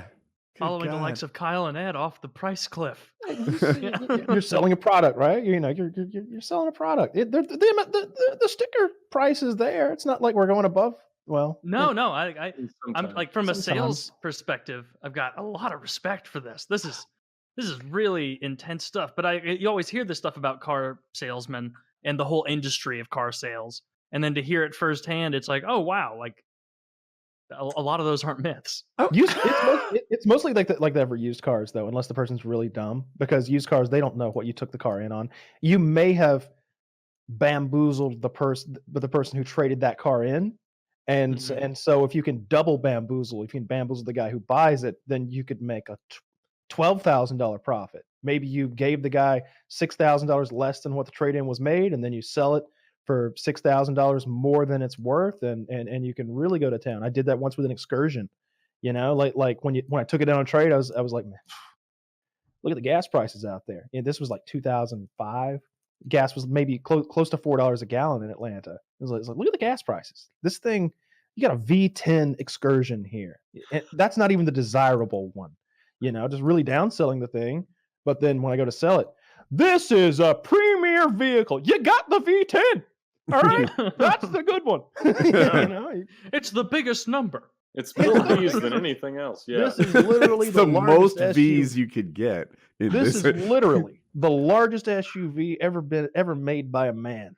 All right, they're discontinued. That's how big they are. You can fit a smart car in the back hatch of this truck. Okay, These are so popular, they're discontinuing them. I was gonna say we had you had a story about people like coming into the dealership at night and stealing rims, and another one about some stains that was appearing on the car. I thought both those were interesting. The only experience, and I'd love for you to tell that one first. Yeah, the stain one for sure first. My experience with anything like that was homeless men were coming in the winter and sleeping in the inventory. Is that a soup kitchen, according to that Wahlberg movie? We used to joke about that. They were not making soup kitchens, but they were sleeping in them, and you could tell like that they had been slept in. I want to say a guy got caught sleeping in the car or something like that. You know, come in at 8 in the morning or whatever, and there's a hobo sleeping in the Tahoe. So it became, then it's on us as salesmen to go around at night and lock every fucking car in its 14-acre lot. It's hundreds and hundreds of pieces. It's a huge store. It's a huge store, and we hated it. We hated these hobos so much. To this day, I have a hatred for homeless people that is solely about that. I joke about them all the time on the show, and people think I'm mean about it. This is why. This story right here. They were coming in, sleeping in the car, sneaking them up, and so then we had to go, like, it's closing time. It's time for me. I should be on my way home. But no, I have to go out and lock every single fucking truck. Well, they came, I guess, and it was cold. You know, they came and they tried to click. They're looking for a truck to hide in. Well, we had golf carts to get around the lot. It was a really big lot, and someone had left a golf cart out. This was a problem. Did they sleep in a golf cart? How's that even helpful? Oh, they did not sleep in the golf cart. Okay. The lot is on a bit of a hill. Nothing crazy steep, but it's just definitely on a slope. Were they fucking in it? No, they got in the golf cart. They got it up to maximum speed heading down the hill, and then they jumped out and let it crash right into a brand new vehicle. Hilarious. They're winning me over. And we took that as a response to us locking the cars, because it happened shortly after we locked all the cars. We figured that bleeding all over the car. It's much better than bleeding all over the cars. But so then the rule is the golf carts all have to be parked inside at night. So these guys are just making all kinds of extra work for us. I know there was like at the car dealership, there was a place where like we couldn't go because it was like we were at the corporate office. So like upstairs, like that boss wasn't just like the boss of us. He was the boss of like 15 stores or something, like a region of the United States. He was an intimidating guy. So like you didn't go in his office, but shit, we're the only ones here. Like I'm gonna go look in Robert's office and see what it's like. Yeah, it's funny. It's funny you say it because I was like, I never did anything good, but I did. I'd like go into coworkers' cubes and look closely at their family photos, judgingly. Like, oh, look at this. That is psychotic. Ugly children. That's so much worse than jacking off. That's so much worse than jacking off. Going around and being like, yeah, you don't even know I'm looking at your fucking beach family photograph, do you, Howard? Like, yeah, right? Yeah. Well, yeah, this is pretty fit. I didn't expect his wife to be this fat. And I know, just, like Yeah, sitting in the boss's like going behind the manager's thing and like fucking around with the blue screen and like teaching myself those programs. Like trying to do stuff like that. Because we were there a lot late. Like for whatever reason, if a customer would come in 30 minutes before closing, a lot of people don't want to fuck with that guy. But I was just hungry, I guess. Like maybe literally at the time, and I'd be like, hey, sir, I know it's late, but we could squeeze in a car deal and. Oh, my record's 30 minutes, and that's what we've got. And sometimes they'd say, well, let's see what you can do, young man. And it'd be like, fuck, it's going to take 3 hours, sir. I was lying. We're going to be here late. Sir, first thing you should know is that I'm a liar. Now let's go pick out your new truck. Sir, I'm going to be straight with you. Don't trust me. Yeah, because there was a guy whose credit was bad, and it legitimately may have taken 6 or 7 hours from start to finish. And a lot of it was begging someone to give him, the money for this car. Like weighing the op. They're like, okay, this car's this year, that many miles. It's worth this much. His credit is X, Y, and Z. Like, how much is he putting down? And just going back and forth because his numbers aren't moving. Ours have to.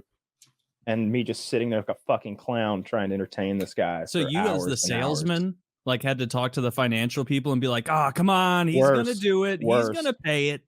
Worse. I have to keep him busy while two guys do that at the same time. Like my manager and the finance director are over there hustling. Because what we're trying to sell is like a used Mustang Cobra with very low miles, which is kind of a weird scenario. It's like it's a used car, but it's worth a ton. Like it's a very valuable used car. It's on the edge of collector's edition already, the way it was sitting there.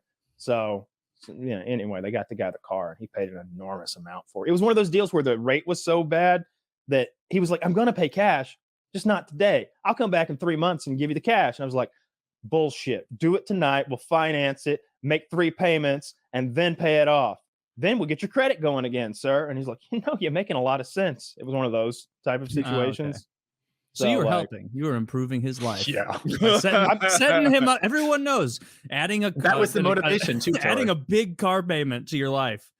He was going to pay it right off, and he had like dog shit credit. And he was about to like show somebody that, hey, not only can that I can come up with $50,000. He was about to prove that to somebody on his credit report. And that seemed like a good thing. Couldn't be a negative. Anyway, I sometimes had to be that clown who was just talking to them about nonsense, not even about and every now and then they'd be like, man, it's been a long time. I'd be like, it has. Would you like some coffee? Like killing hours like that with somebody who wants to leave. Who knew that would be a transferable skill, Kyle? Here you are doing that again. Yeah. Who knew that learning to talk about nothing for hours and hours and hours and hours would be a career move? This guy spent money like crazy. He has $33 million in houses. He has multiple Rolls Royces, and he leases his Rolls Royces. I won't lease a Honda Civic. What's with this jackass leasing Rolls Royces? And it's actually a good move on the Honda Civic this year. I don't know. It's rare that leasing is a good move. I leased an Acura TL one time and came out of pocket $7,000 for 3 years. Oh man, I don't know why y'all lease. I don't lease. All right. Here's the thing behind a lease. If you are the kind of guy who buys a new car, and I know Woody's not. You told me that you hang on to a car for a long period of time. But if you're the kind of guy who every 2 years, 3 years, 4 years, 5 years is gonna buy a new car anyway, then what's the point of buying a car? Buying a car? Because what you're going to end up with is at the point when you're ready to buy a new car, you're either going to have negative equity and you haven't paid the car off yet, or the car is just not worth very much. So the lease allows you to, you're constantly making payments, which you were going to do anyway, since you were going to be buying another car in 3 years, but they're very, very low payments, and you're always in a really nice car. I've seen people lease cars that they could never afford to buy. And that's the thing about the lease. The lease is pretty cool in some situations. And it's a really good way to rip people off, trust me. Yeah, but I see these car dealerships leasing these trucks to old men for like $900 a month. Yeah. I'm seriously, I know a guy named Scott Daniels. This guy his credit is so bad. He has so messed up in every situation form. But this Dodge dealership he's got, they fucked him over. He's paying $900 a month for like a Dodge Ram pickup. And it keeps going back like every year and getting a new one. And the shit just keeps going up. I had a guy paying $1,800 a month on a Mustang Cobra one time. How the fuck you talking into that? Took me 7 hours to sell him that car. 7 hours sitting at my desk. 7 hours sitting at my desk selling that car. I went through every kind of salesman tactic you can imagine. Everything from like the women he could get, and he's married. I'm like, just think about the chicks you could get with this car, man. This is a nice car, and just the collectible value of it. 7 hours to sell that car, $1,800 a month for the next 6 years. The collectible value of a brand new car? It was actually a used car. It was a used Mustang Cobra with only 14,000 miles, mint condition. How did he manage $1,800 a month though? He did really well. He owned his own business, so he had the cash. He just didn't really have great credit. And I had a Russian boss, and he just kept coming. I kept going to him. I'm like, he said he'll do this. He's like, no, not doing that. No, you tell him he pays the price or nothing at all. And the price was like $34,000, and we paid $26,000 for the car. No, we paid $24,000 for the car. We sold it for $34,000. That's right, because I made $10,000 on that deal. Owned. You want to talk about owning somebody? Owned. As he was driving in the parking lot, I was doing a dance. I shit you not. I did dance. That's a chopper gutter, baby. Hell yeah. For those of you in Call of Duty land, I just spawn raped him for 7 hours. Before you should go, you should tell the lariat story again. The what now? The lariat story, where the guy, he sold a base lariat for like... Oh my God. All right, so my buddy, what was his name? Travis. Travis had been selling cars for all of 2 months, but I had taken him under my wing and I had taught him a lot of shit, and he was getting pretty good. This guy comes in, and we worked in Alpharetta, Georgia, which is the richest neighborhood in all of Atlanta. The average combined income is like $130,000, which, if that's an average, that's incredibly high. So these are rich people we're selling cars to.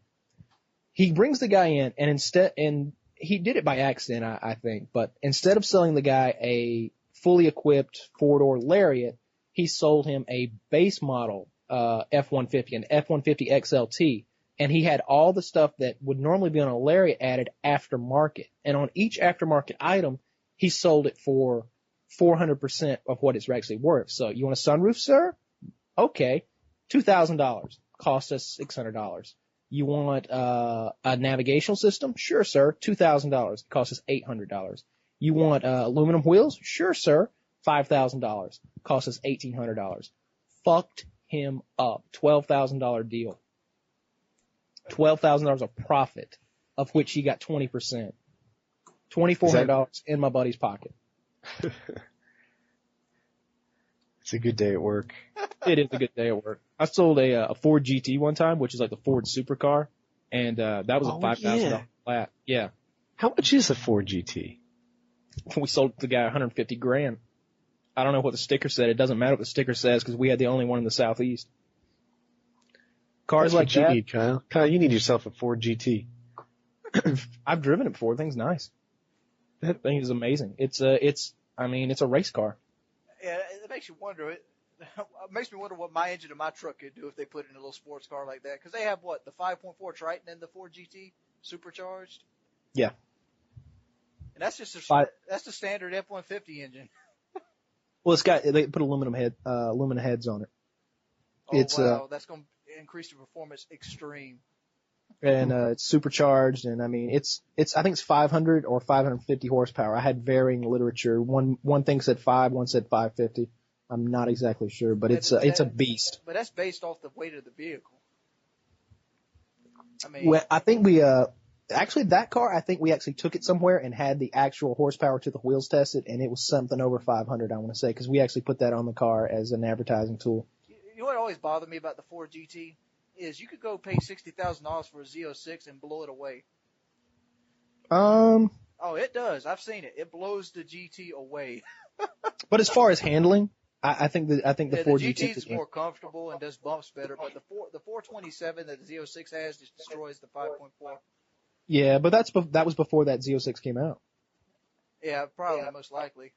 Yeah, it was. This has been 2005. That was 2005. No, I don't think they've ever cared honestly about the cash thing because like, all right, first of all, like people would come in and say that a lot. They'd be like, "Hey, I'm paying cash," and I'd be like, "Hey, I just couldn't give a fuck less." Like actually, I would prefer that you finance, obviously, because like if you're paying cash, then you have a limited amount of it at some point. But if you're financing, the amount that you technically have or the amount that your bank will give you if you've got good credit is virtually unlimited when it comes to this car. Like they're going to finance it as much as we want it to cost, really, most of the time, unless you've got bad credit or it's a used car. So yeah, a cash customer has always been less attractive than a finance customer, of course, as well, because we can't make money on the back end with financing through Ford Motor Credit or any of our banks where we might get a point or a quarter point or whatever. I just want a cheap, easy car to buy that I don't have to pay a bunch of stupid fees for. Just buy a Honda or a Toyota. Something that's going to last forever and drive the shit out of it. Yeah, I keep looking at Toyota Corollas, and I drove one the other day, and it wasn't that comfortable in it. But those are real little too. You don't want like a Honda CRV or a Toyota Highlander, or I don't remember the other one. You're a Mustang makes full-sized the great American. V6. You're a full-sized American, Boogie. You might want a truck or something. My friend, what a polite way to put that. my friend who passed away had a 2014 Dodge Charger. And I never even drove it, but I tried to get that and was unable to get it. But I was like, man, that would be a really nice way to remember my friend who passed away, get his car and like drive it for a while. And then I think his family decided to keep it because technically it was owned by the company or something like that. So I don't remember exactly how it all worked out, but that seemed like a really cool car. Like I don't know anything about cars. Is a Charger a cool car still? I think it is. I think they look cool, but I don't know what the new ones look like. I remember in like 2006, I was like, that's the coolest thing I've ever seen. But I was also 15. I like that whole movement they made. That around 05, I think the Mustang got redone. It looked amazing, still does. Then the Charger did the retro thing, and the Camaro maybe did too. But yeah, they all got nice looking. The Mustang and the Camaro, previous to this most recent, like last 15-year redesign, like 90s Mustangs look awful. That weird slope down front. Like You're talking about the bubble one or the square Fox body one? I think it's the bubble one. Not I didn't like either of those. Looks familiar, and they outright stopped making the Camaro in 1999. 99 was the last. The Camaro is the one that looked horrific. I liked it, Not to honestly. me. I don't especially, remember an ugly Camaro to my sense. I'm sorry, Kyle. I cut you off. The 99 actually is the 1 year I think where they gave it bubble headlights instead of like the little slits, like an Asian is peering at you from under the shrubbery. But these are very nice car.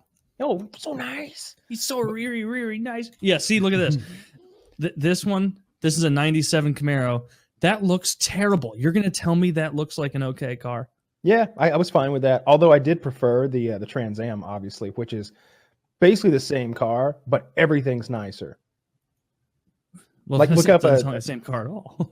I'm not. It's the I don't exact know same much car. about cars, but this looks like some of the cars.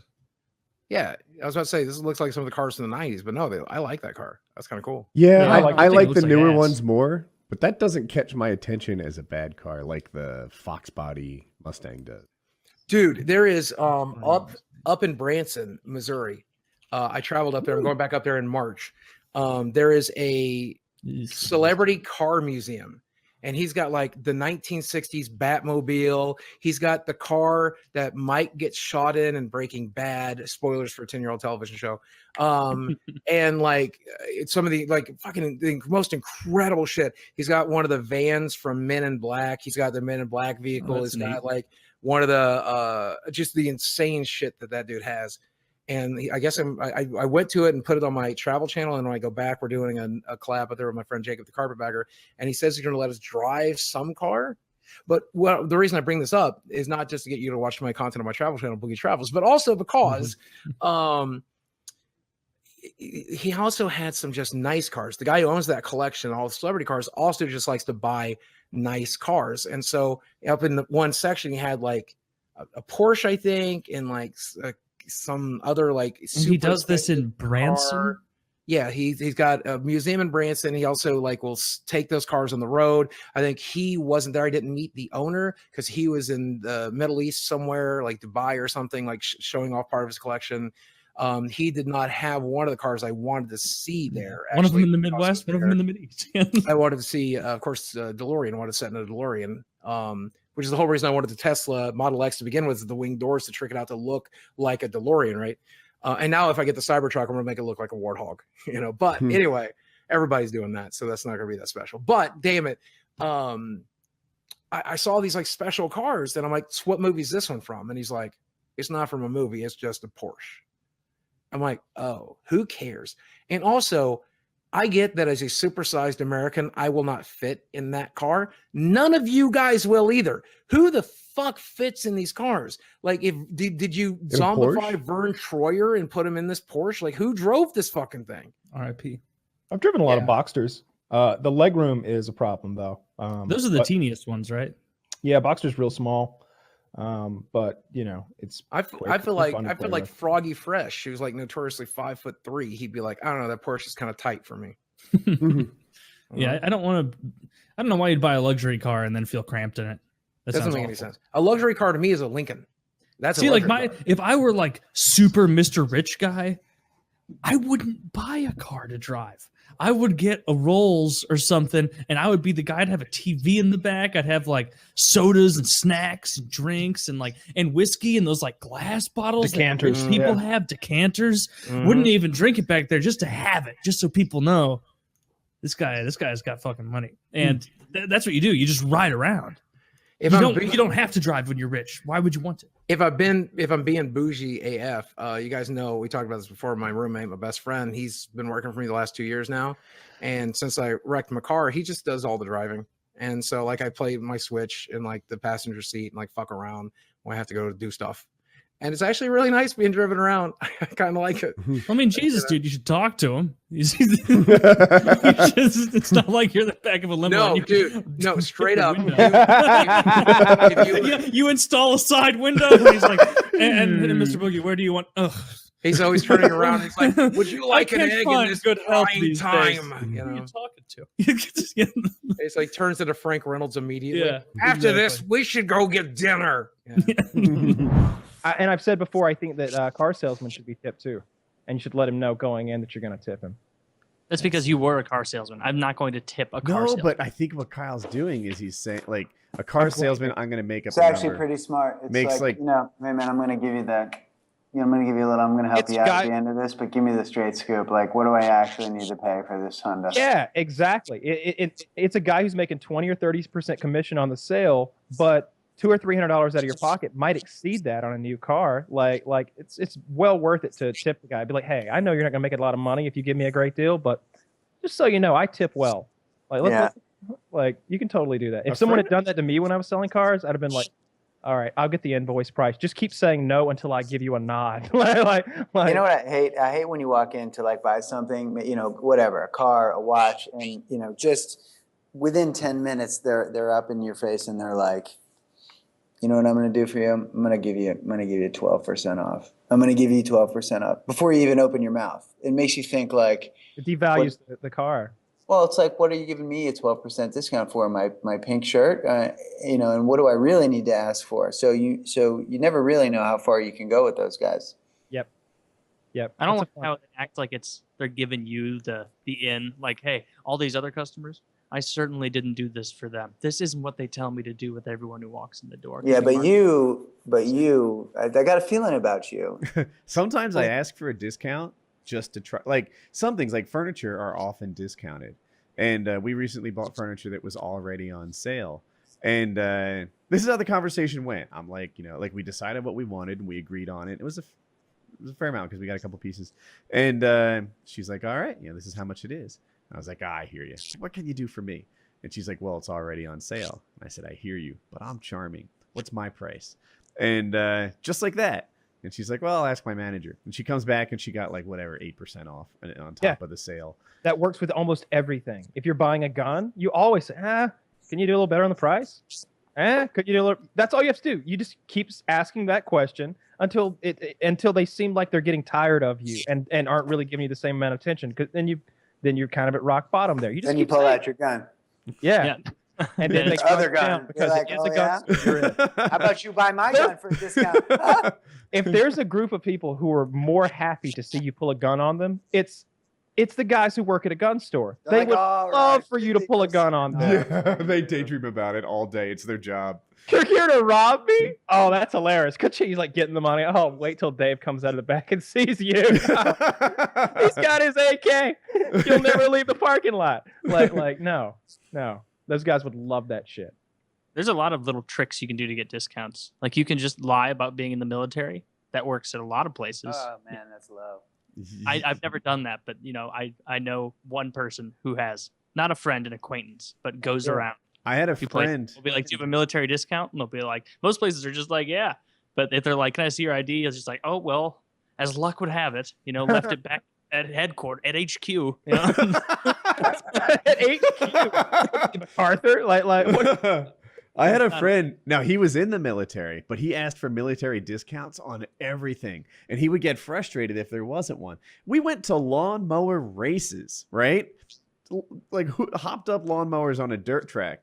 And he's like, tickets $8 to get in. Is there a military discount on this? And they're like, no, there's no military. Like it's just a couple guys doing lawnmower races. And he's like, what? No military discount? It's like, you entitled son of a bitch. There was no war at the time. I don't know. You get paid. Sales is the highest paid position, but you got but can also you'll be the find out lowest. right. You'll know right away with sales if you're any good at it or not. Is that true, Kyle? Or can't you get better at sales? Can't you? Weed the fuck out. It won't matter. You either will or you won't. It doesn't matter if you can or you can't. You will or you won't, and because it'll be over quickly. Like there's so many like sales. Yeah, maybe 3-4 months of someone sitting right next to you and being your buddy and saying, no, you should have asked for the sale. You didn't ask for the sale. Or, oh, you were too aggressive there. We don't ask for the sale when we meet them, buddy. But you've got your sink or swim, right? Let me ask you this. Let's say we're grading salesmen on 1 to 10. Could it be you just need to hit the ground at a 5? No one's going to start as a 10 probably, right? And very few. You just need to know that you're not a 2. Yeah. I don't know. I have some medium amount of experience in that, and I just noticed that like there were guys who could do it, and there were guys who couldn't. Like you either could or you couldn't. And what was the characteristic of a guy who couldn't? Was he not bold enough? Being personable. I didn't want to be his friend. I didn't want to be that guy's friend. I every now and then I joke around about me as a 19-year-old kind of giving these guys a hard time that were in their 30s and 40s and 50s, and I think the reason I was giving them a hard time is like, I didn't want to be their friend. They were kind of losers. They just didn't seem like cool guys. They say like I remember like they just seemed weird. They weren't friendly. They weren't personable. They weren't guys that you wanted. I didn't care if they liked me, and there were. Sure. But some people you can't. You're like, hey, I wish Brad liked me. It'd be kind of cool, right? I mean, he's got a fucking side by side. Just he doesn't have a brother. That could be me. Me and Brad. We could be fucking. God, we'd have our own handshake. I know we would. It could be like that. I kind of want to be Brad's friend. That sounds right. Gee, Kyle's selling you on Brad right now. I'm buying. Like I have some sales experience, and like in seeing people, like you can tell if they're going to be good or not just by how, like honestly, like conversational. Like if you're a conversationalist and you're good at making people feel comfortable, putting them at ease, like making the stakes seem low, just a normal day, like that kind of thing makes you good at it. Like when you're on a date, you don't want to be Mr. like asking for the sale 3 times before you've even spoken and like gotten to know them at all, because that's off-putting, and that person's not going to buy from you because they feel like you're a predator. Do you remember how when it was your first day at a new grade or with a new teachers, like for that first week or two before you got to know her, you were real on edge with her. You're like I don't know how she handles things. She might be fucking strict and scary. I'm gonna like mind my P's and Q's, and then after a while you feel comfortable around her, and you guys everything's a lot smoother. And the same's true when you're dating a girl, right? Like at first we're sitting on the couch and you're like, whew. If I like make the wrong move, I could offend her, and like there could be a misunderstanding. But then like after maybe we've had sex, or we made out or like goofed around or something, like now it's like I could flick her on the tit and make a joke out of it right now, and it'd be funny. Like The same is true That with bridge has been sales. passed. Yeah. You've got to like break that bubble of like social distance a Mhm. lot quicker when you're selling something, because we don't have a couple of dates to break it down, and we don't have a couple weeks at school to break down that little barrier between teacher and student. I've got to become your friend, or at least someone that we can have like a normal, loose conversation that's flowy. Sure. Now, like in the next 10, 20 minutes, because I gotta get you out of here and get And another like one. you don't have to be like when I said conversationalist, I mean being able to read someone. You don't want to be Mr. Flowery, over the top, talk. Like you should be able. This is what it is. You need to be able to read someone and their intentions and their desires. Like, does that person want to be spoken to, or is that a no nonsense? Don't fucking hoity-toity talk to me. Just get it done. Or is this someone who maybe it's their first car and they would be more relaxed if they were in a more gentle atmosphere? And you ask them like a question about themselves. Why do you want this kind of car? Oh, this will be perfect for that. Like, I've never sold cars, but like with sales in any way, you gauge the person first. You're selling yourself. That's trite, but you are in pretty much everything. If someone doesn't like you, they will not buy from you. Exactly. You're not going to buy for someone, and the slightest offense can turn somebody off. Yeah, because they're on edge. They're looking for offenses and potential slights of, oh, he revealed these. I would often pose position myself as an independent kind of guy. Like, look, it's you versus them, and I'm your middleman. But don't worry, I'm with you. And I could sell that. So, and so it made the process a lot easier, even though I'm not working in their best interest. They need to believe that, or at least kind of believe that I am, because I mean, look, they want a car, right? Like, it's not like I'm going to ruin their lives or something like that. I'm trying to make an extra $2,000 here on a $50,000 purchase. I'm trying to put food on my table. Like when I've done oh, I'm sorry, go ahead. No, but it's like you said, you've got some people would be. Guys would come in, and this isn't their first rodeo, and they'd be like, hey, look, I'm here to buy a new F-150. I want the blah blah blah package, and hey, it's got to be red or black, or red or black. And it's like, all right, do you know which one you want? You want me to pull it up here? You want me to take it on a test drive? Like I'm just giving. Nah, I've done all that. All right, you want to see numbers? Yep, let's do it. Hang on though, my manager actually, look, he'll give me a hard time if you don't go out there and smell that thing first, right? So let me pull it around. Let's get in there and smell it. And then when he comes around and he asks if you smelled how the car smelled, you can say it smells great. Then I won't get in trouble, because I got to get him back out there to smell that fucking car before we start talking about numbers. He's got to get back in there one more time and feel how smooth the leather feels and like rev it up or whatever. Why are you getting him in there? Is that true? Your manager doesn't care if he's in the car, right? No, my manager doesn't care. I want him in there. I want him to go touch that $60,000 truck before he sits down and starts talking to Wells Fargo. Like, I want him to remember why he's here. The car to sell itself. Yeah, the car does sell itself. They're nice. New cars are nice. He's there because he wants it. BMW has this electric SUV. I think it's called an iX or something. Looks sick. It looks sick. And I'm looking at it in this commercial, my mouth's watering, and I'm like, that's a fucking sick car. That's a fucking sick car. I bet that car is $85,000 fucking dollars, though, isn't it?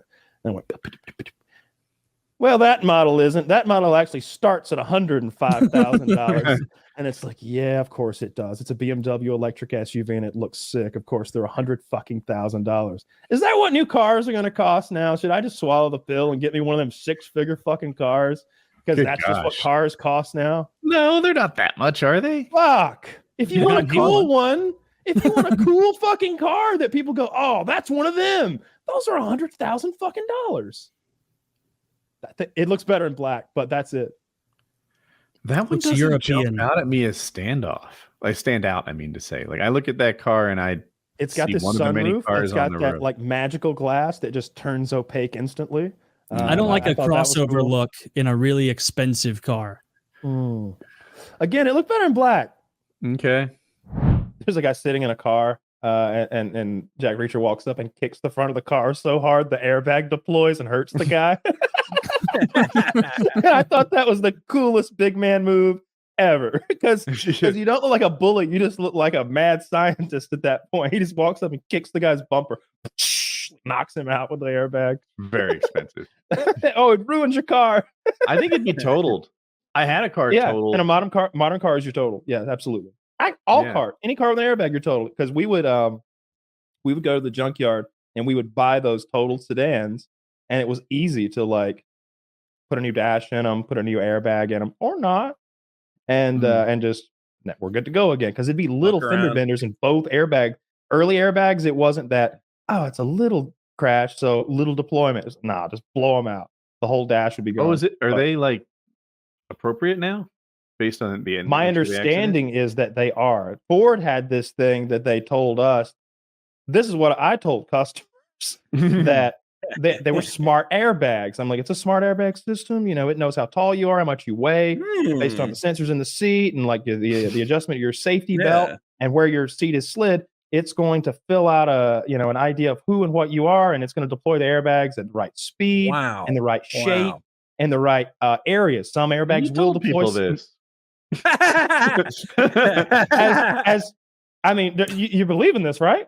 Right? Yeah. Hey, wow. Smart airbags. I haven't even gotten under the hood. Wait till you hear about what do you hear about the headlights and the motor mounts and the fan belt? They're all made of exotic materials.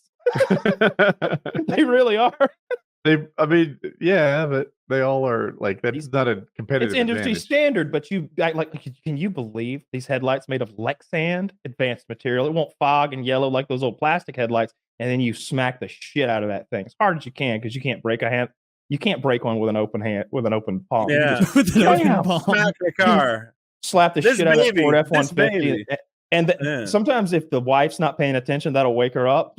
Fuck, you slap the car. And then you start talking about like the Kevlar and the fan belt. Bulletproof fan belts? Oh, yeah. It's gonna come in handy, maybe. Well, they won't wear out, Woody. You won't have to you'll never replace this belt ever. This is the same material. Will wear out provided you only keep the car 3 years.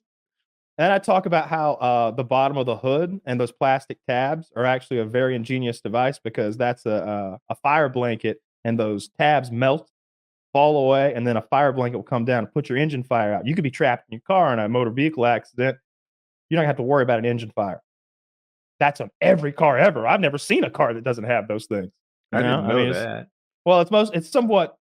I'm not sure if I made that up or not, but it's very believable. It seems like that air would come through the bottom. And I'm pointing while I say it, so it's a magician's pointing very firmly, very. Yeah, it's called a walk around. We would do walk around competitions. You'd go and compete with the other Ford dealerships. So they would send me to go to the walk around competition. I was very upset. I got second place at the walk around competition because I had spunk. And I was 19 fucking years old. Like, you can give it to that old man. Anyway, still sore about it. Just like I am about that high school thing when they the superlatives or whatever. Second place wittiest. You know how that feels? Really? All right. This next one is this guy needs some help here. We got to do this one. First time, but long time listener here. I have a dilemma. I want to finance a car at 21 years old, but I'm not sure if it's the right decision, as the car payment, along with insurance required for a financed car, adds up to about $1,000 a month, give or take. Bro, what kind of car are you getting? These numbers are not adding up in my head. Like, are you financing for 24 months or what are you doing at $1,000 a month? This doesn't make any sense to me. Kyle? I want to. It's like the third one down or so. Yeah. What's his driving record like? Yeah, I mean. Have you been driving in Nice, France at all in recent years? Oh my God. It says here that his income's roughly $1,800 a month, but his cost of living, including food, is about $540 a month. So that's only leaving it. He's basically going to have $300 a month of like spending money after his cost of living and his car. So the dilemma comes to fruition. Having this car would mean, of course, that he could work as a Lyft driver, which would increase his monthly income or even erase the car note payment altogether. That's ambitious. They are a PK sponsor, so it is very possible. I bet it is possible to make $1,000 a month as a Lyft driver, but he has another job too, right? Like, yeah, that's or I true. guess actually, if you're driving for Lyft, all the times where you're going to be making the most money anyway are like social, when people are out at bars, when they're at games. So I don't know. Maybe it makes sense. I'm very confused about why it's $1,000 a month for your car, and I understand that includes your insurance, but like expensive insurance is like $250 a month. Like my Super Sport Camaro when I was 25 when I got it or something like that was like $250 a month, and I had lots of speeding tickets, like literally like 6 speeding tickets already on my record, like making that even worse. I can't imagine that you're talking about $250 for your car, for your insurance, and then a $750 note. Like I wish you had put in here like what kind of car you're talking about getting, because like I hope you're not talking about getting like a $50,000 car at 21. That's a huge mistake. Like your first car, you can get a very nice car for $20,000 or certainly $30,000. Like you shouldn't be going much higher than that. If you're 20, you shouldn't be spending $30,000 on a car anyway. You can buy a used car, get something reasonable that you can beat to shit, and then just use it as an A to B transportation while you load up and you save, and you'll be less. It'll be so worth it. The feeling of you sitting there in the nice car is going to be totally eclipsed by the fact that you're going to walk back into your apartment or your house or whatever and be stressed out about finances all day, when you could just get a fucking Honda Accord or whatever, something that's not going to break down, and you'll walk back in and you'll feel better every day with an extra $400 a month in your pocket or whatever it comes out to. Just to lay this out there, this person makes $21,600 a year, right? He makes 21 grand a year. You belong in a $4,000 car. You're just not at that stage in your life yet. You're not there. You should have a $4,000 car, hopefully no payment whatsoever, and accumulate cash for your retirement, for your next car, etc. And by the way, invest in yourself, right? And instead of investing in this car, which is just going to be throwing away money, find some way to make yourself more valuable than $21,000 a year. That's where you need to be figuring that out. I don't care if that's welding school, university, or something. You need to invest in yourself. Become a pilot. I don't give a fuck what you do, but where you are is not where you need to be. Dude, it costs about like pilot's lessons are like $5,000 or something like that. I mean, he said become a pilot, and I bet a lot of people are like, oh, but it's so hard to be a pilot. No, he's talking about spending way more on some random car than it would cost to be a pilot. It costs like $5,000-$6,000. We must be misunderstanding something about this, or maybe like I feel like he added a zero accidentally, but he spelled out 1,000. That is an insane he amount didn't write of the money. number. And $300, dude. If you think, all right, I've got this regimented, I got it all figured out. I'll have $300 spending money and the car that I want, or whatever you're saying. That's more of a car payment than I would take on. I've got quite a bit of money stuck away, and I do just fine. I do pretty well. I wouldn't pay that much. I wouldn't do that. Like the most that I would want for my car payment and my insurance a month would be like $700, and that's if I'm like stepping up to some brand new like really fancy truck, and I'm not putting any money down for some stupid reason. No, it would never happen. It would never happen, because as I'm saying it, I'm like, well, no, I would put like 40% down probably if I were gonna. I'd really rather just pay cash and like save some money up over. I don't like paying 0% down. The smart move. Man, this sounds so. I like the idea of you being a Lyft driver. Like that seems interesting that you've thought of that. So like I know there are minimum requirements for that. Your car has to be X amount of years old, and it has to be certain things. I don't know all of the requirements, but I know that the age of the car is one of them. But even then, instead of whatever the fuck 2018 car you're looking at, get a 2000. I don't know what the year requirement is. Probably something. You know? No, I was saying that's 2010. Get a 2010 or something, like Honda Accord, something that's still nice enough. It's not gonna die. It's not gonna have problems. Yeah, man. And you're gonna have more than $300 to spend a month on yourself. Because hey, do you like women? Do you like being around women? Because that's not enough money if you're looking to like set up a relationship or do something. $300. Do you like going out to night. eat? Like going out to eat. That's a thing of the past. Now you're calculating every cent and the guac on your Chipotle burritos. Like you're going to give yourself so much undue stress if you make that kind of decision. And the bigger issue than just the undue stress of this month is the fact that he's not working towards his future in the slightest. He buys an expensive car and isn't investing in himself at all. You make 21 grand a year, Bo. The Lyft thing could help. Poverty bullshit. You know. I think, but he's 20, right? 20 years old. 21. 21. He's 21. He is. Okay. Yeah. Well, he is working towards it. Like he's got to. The idea for being the Lyft driver makes sense. I don't know how much you make as a Lyft driver if you're really getting after it. I don't know how much time you have to devote to that aside from potentially schooling as well as your other current occupation, whatever that is. You know, we don't have a ton of information to work with here, but I like what Woody said about driving a $4,000 car.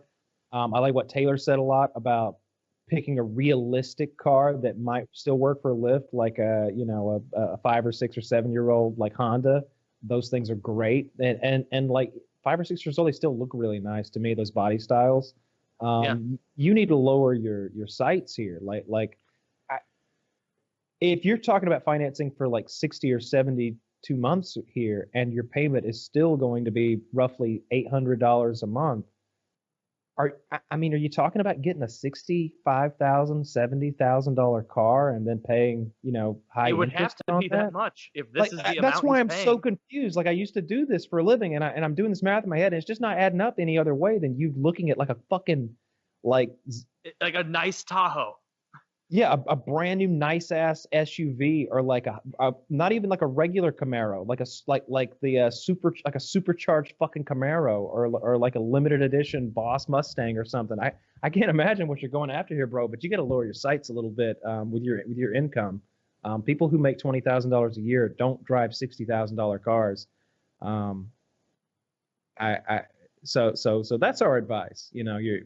I'd email Chiz. I'd love to have more information from you. Like I'd like to know what car you're looking at, how much that car costs, how many months you're talking about financing, what the actual breakdown is between the car's payment and the insurance. If this is just an estimate that you've come up with in your head, or if you've actually went to a dealer and called an insurance company and come up and gotten these numbers from professionals, or if this is just something off the top of your head. I'd like to know what you do for a living, what your education I want to know your trajectory too. I want to know everything. What's in the works? Because this is fascinating to me, because it either, I don't want to insult you, but either you're making some terrible decisions, or we just don't have enough information about you to be as polite as I'm capable of being. So yeah, email Chiz, give us more information, please, because I want to revisit this at a later date and come back to it. But you've got our advice, I think, on this. Yeah.